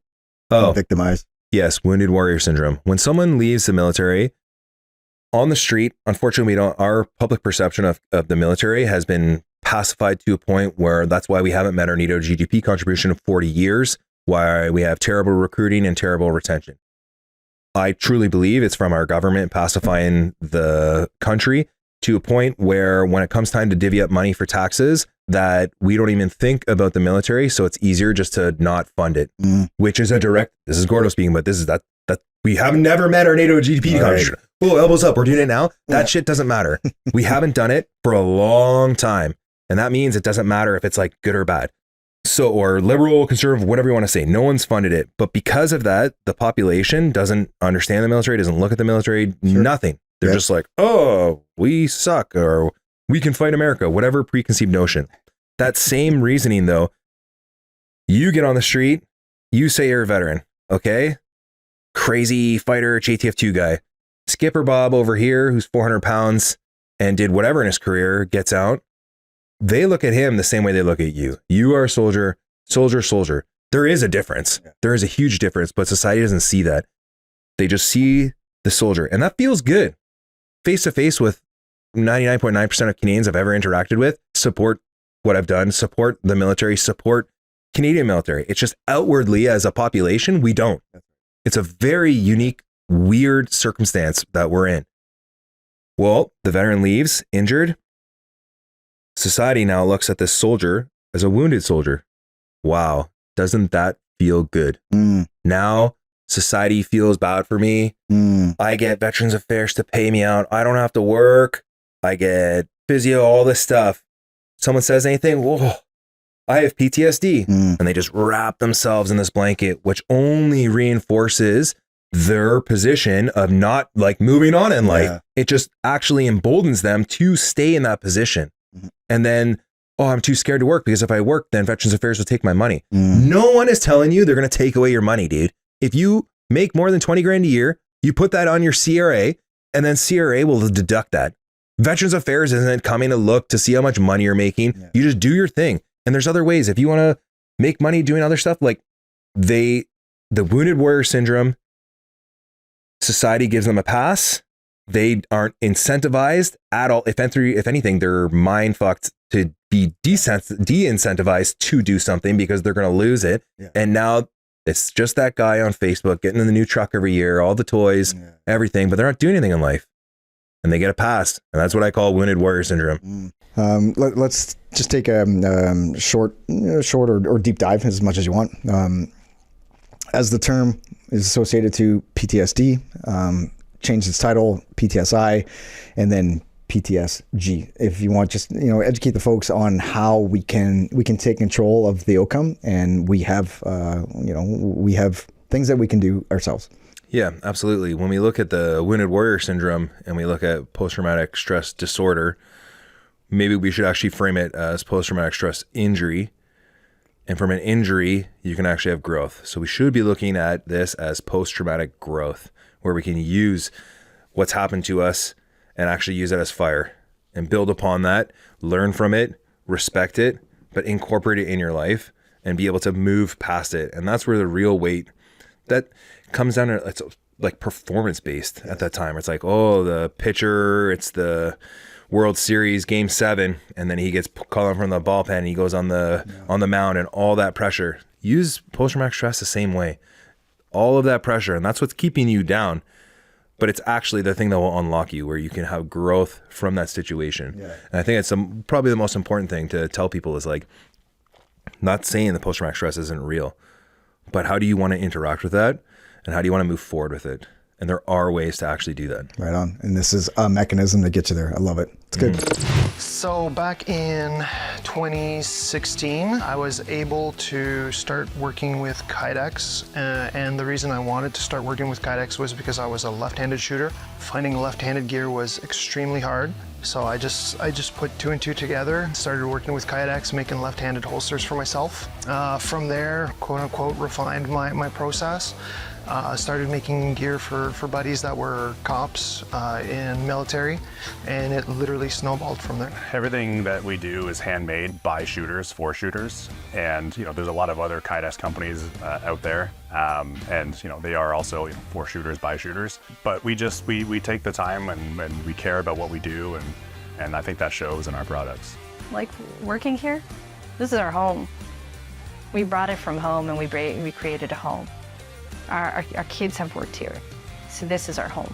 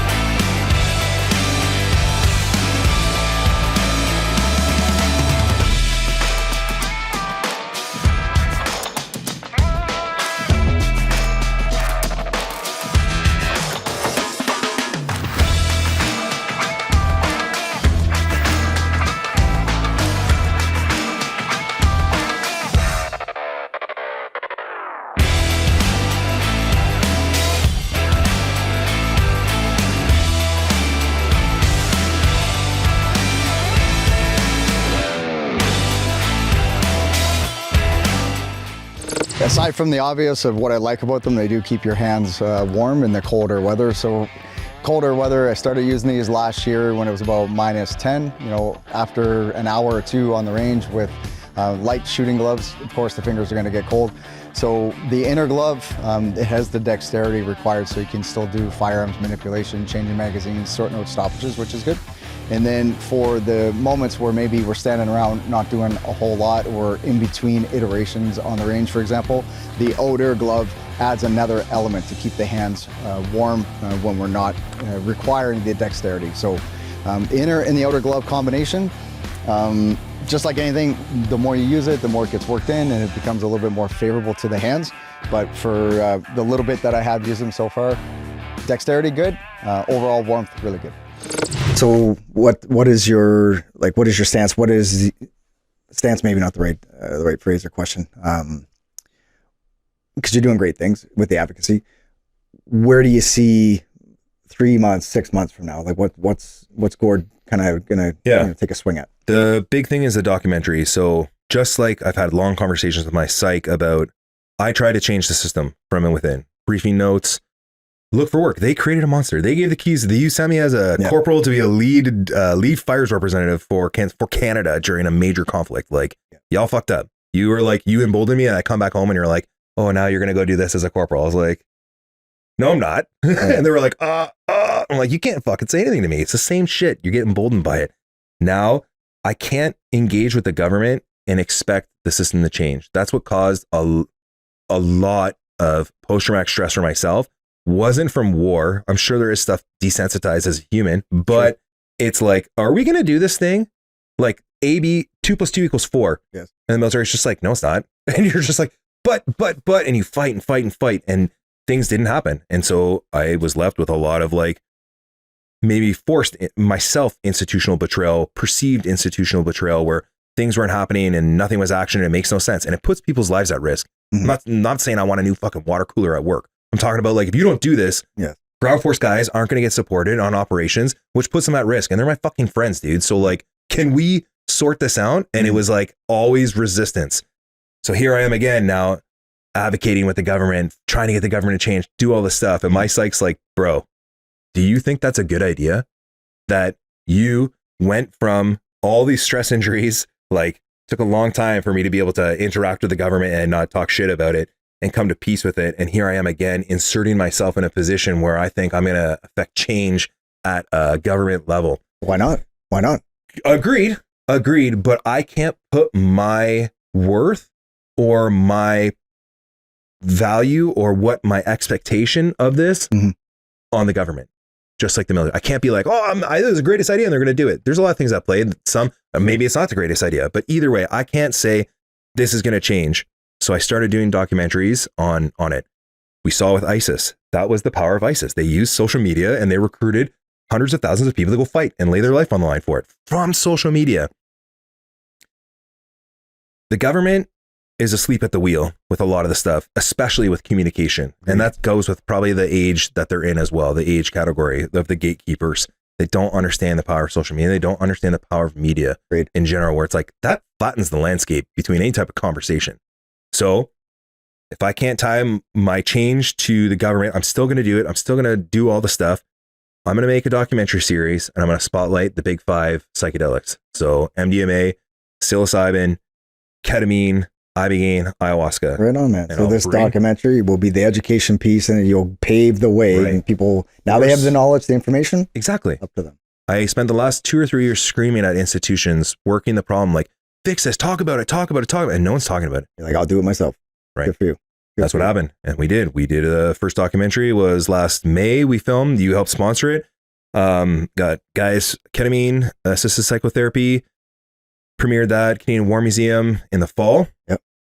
Next up, ibogaine. I'm taking a cohort of female veterans, female combat veterans. Very cool. I think it's easier for the system and society to put white, crazy special forces guy in a box where it's like, that guy needs that crazy drug because he's so crazy. He went to war and he did all that stuff. So again, you're put into a box labeled easy to be put to the side. Well, yeah, you need it, of course. No. We need to wake up. So I spent my whole week when I was in Ottawa in the fall at Simver at a big conference, a medical conference for veterans, championing this messaging over and over and over again. Like, we need to change, help. And I started putting into it, I need to bring females on this because I need people to pay attention. Yeah. I said this all week and I had a friend go to it. One of my best friends' wife, amazing human being, 2-time combat vet, just a stud of a soldier and of a human being. And we're close friends as families. And I never have seen anything happen to her before other than like performance. Like she would drink like 20 schooners and then the next morning would lead like the town charity 5K, like at 5 a.m. I'm like, what's wrong with you, animal? Absolutely nothing wrong with her. She's drinking schooners. That's a good woman. Warm Hurleys. Yeah. That's her favorite drink is warm East Coast piss beer. I'm just like, wow. So she's on board. So she came up to me at the end of the week. She was, and I don't mind telling this story because this is a good preamble for it, is that she came day 1 of the conference. I get a text message from her being like, where are you? And I'm like, I'm at the big buffet thing. She came down, she was crying, like shaking, like just a mess. And I'm like, what's going on with you, dude? And she's like, that was her PTSD. She could no longer hide it. She could no longer hide her mental health. And it was that environment where she was back around her peers and back around the system of just like, holy fuck, I'm not ready for this at all. And they have 4 kids together, and they're like, they both were in the military, they both left, they both moved to PI, all the shit. And it's like, that's a lot of life to go through with young people as well, let alone never dealing with anything from the military, either or of them. And so it finally came out, and I was like, Jesus Christ. And I helped her all week, obviously. I love her. And she called me she hung out with Dan too. This guy named Dan. I won't say his last name, but he like helped her out a lot that week. And then I was her emotional support dog all week. Okay. And she was like, I'm just going to hang out with you, and I'm just going to shadow you. Yeah. And so she heard me all week, every doctor, researcher, scientist, like, we need to do this. We need to like get the research. This is what's going wrong. We need to like put women in this. We need to put women in this. We need to like, I don't care. Let's get some indigenous people. Like, we need to wake the government up. You guys are asleep at the wheel on this. And the veteran is the angle to open this up for everybody. Mm-hmm. Hurt is hurt is hurt. Like, right. Damn, dude. Like, if I can use the military angle, I'm going to do it. But like this, everybody should get access to this stuff. Potentially for decades ahead, it's going to benefit, everyone, whether you're, a construction worker, electrician, whatever job, profession, school teacher. There's first responders, there's traumas, there's frictions, there's healing that can be beneficial where it's not a prescription drug. Right. And if it is make it a prescription. That's where I'm at. People are like, oh, it can't be for profit or charity. I'm like, I don't care. Stop. Yeah. I don't care. Yeah. Whatever. You want to make money off of it? Yeah. Go make all the money you want off it, dude. Sure. Make the same amount of money you make off the push off of SSRIs. And there's nothing wrong with Western treatment and modality. Just open up the menu a bit. Yeah. You know what I mean? Yeah. Give the people their right to choose of how they want to like treat themselves. It's a good perspective. It's a good way to look at it. Well, it's also guarded under Section 7 of your Charter of Rights and Freedoms under reasonable healthcare. Mm. And who designates what reasonable healthcare is? A doctor, not a bureaucrat. Mm. So that's the issue right now, is that we're fighting. Well, the lawyers are Nicholas Pope. These guys are big dog lawyers who are this past summer took Health Canada to the Supreme Court of Canada because there was a girl who had cluster migraine headaches and was denied access of psilocybin through the Special Access Program. Yes. And they said no. And she challenged it. It took 3 years to get the Supreme Court of Canada, and the Supreme Court of Canada sided with the plaintiff and said, under Section 7 of your Charter of Rights and Freedoms, you as a Canadian citizen have every right to decide your own reasonable health care. And what is reasonable? Who decides that? Legally, that's your doctor. Mm. But right now, you can get psychedelic assisted psychotherapy. You can apply through a thing called a Special Access Program, which can take it's getting denied at a higher rate than ever before, like 80% denial rate, with more people, hundreds of people are applying because everyone's finding out this is legal. I just have to go through this pass. And Health Canada now is suppressing it even more. They're throwing more lawyers and denying more at the initial stages. Why do you think that is? Why do you think the Health Canada is putting up such barriers? Because they're also putting barriers against, the use of peptides, which have benefits, right? I don't know. I really don't know. I truly think it's education. Do you think it's an education thing, or do you think it's a money thing? Because generally, let's be honest. Yeah. So there's two big conspiracy theories: is money, which is why I said when I led, I don't care if it's for profit or not for profit. Right. Let's just fucking go. And let's think about that for a second. If we create a business model around it, it would benefit more people. It makes it competitive. It makes people want to be critical of the quality of product that they're putting forward. And at the end of the day, government still gets their cut. Right. Everyone wins. It's a benefit to make it a for-profit opportunity. Not only that, but why can't we become world leaders in this? I agree. How are we one of the most progressive countries in the world? And I use that all the time now, where I'm just like, what do you mean? One, if anyone asks me any type of personal question, how dare you? I'll answer whatever I want to answer, and I can say whatever I want to say, and who are you to say I can't do it? That's the game we're playing now, right?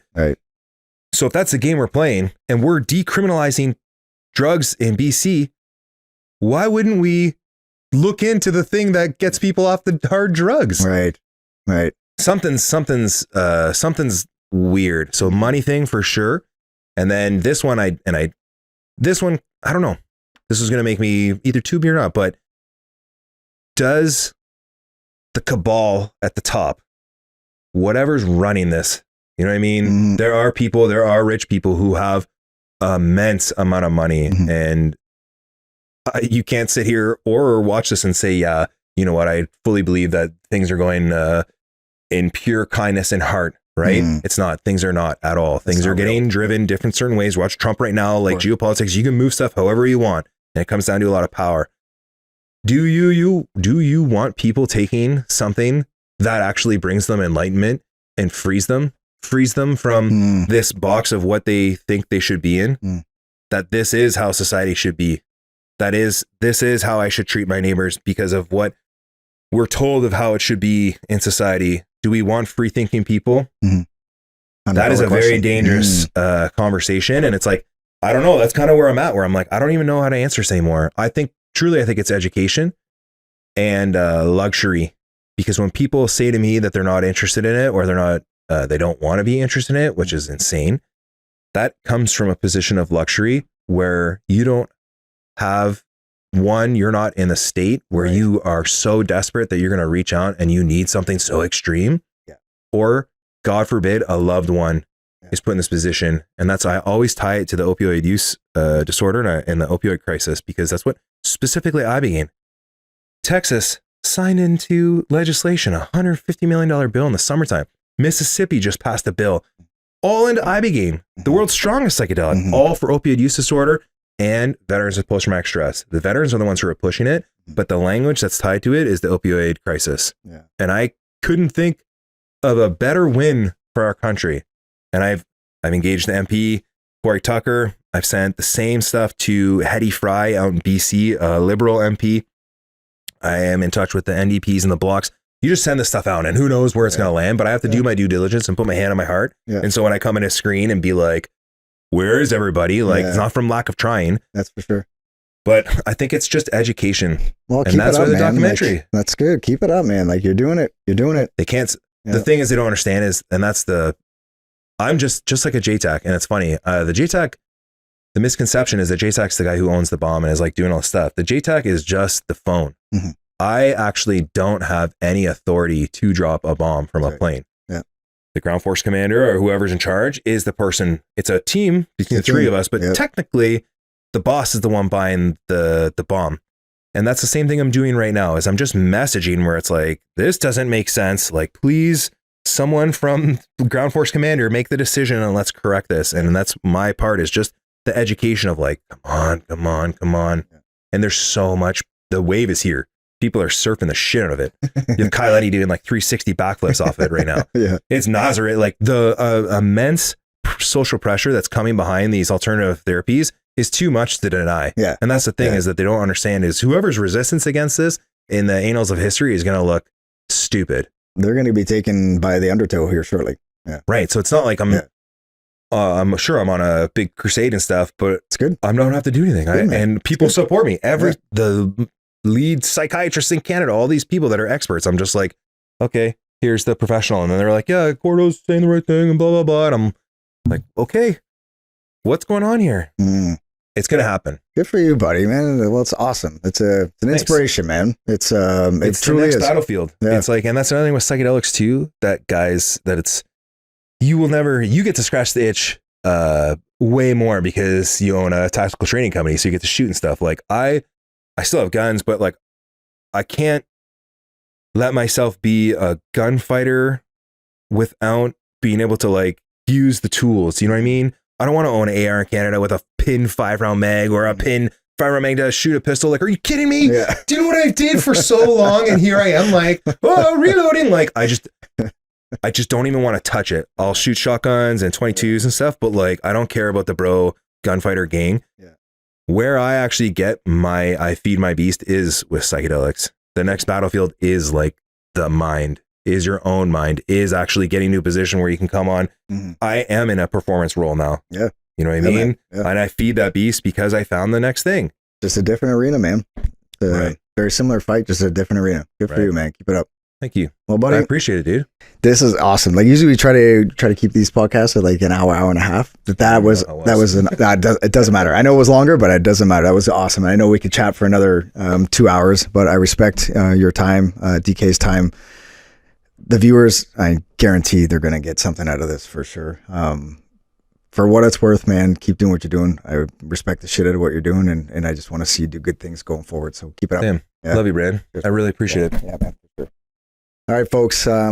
Before we sign off, maybe just let folks know if they want to support. If they want to support. If they want to learn more information, where do they find you? Where do they find what it is that you're really pushing? Yeah, alltheway.team is my website. All the way on Facebook, ATW_ all the way on Instagram. If you just put in Gordon Hurley into Google, I've done it now to make sure I'm like, what's out there? And there's a lot of stuff. Go look me up, see what I'm about. I'm going to need money soon. I'm privately fundraising right now for the Ibogaine documentary. I don't know if I'll get it all, and I'm about to launch that.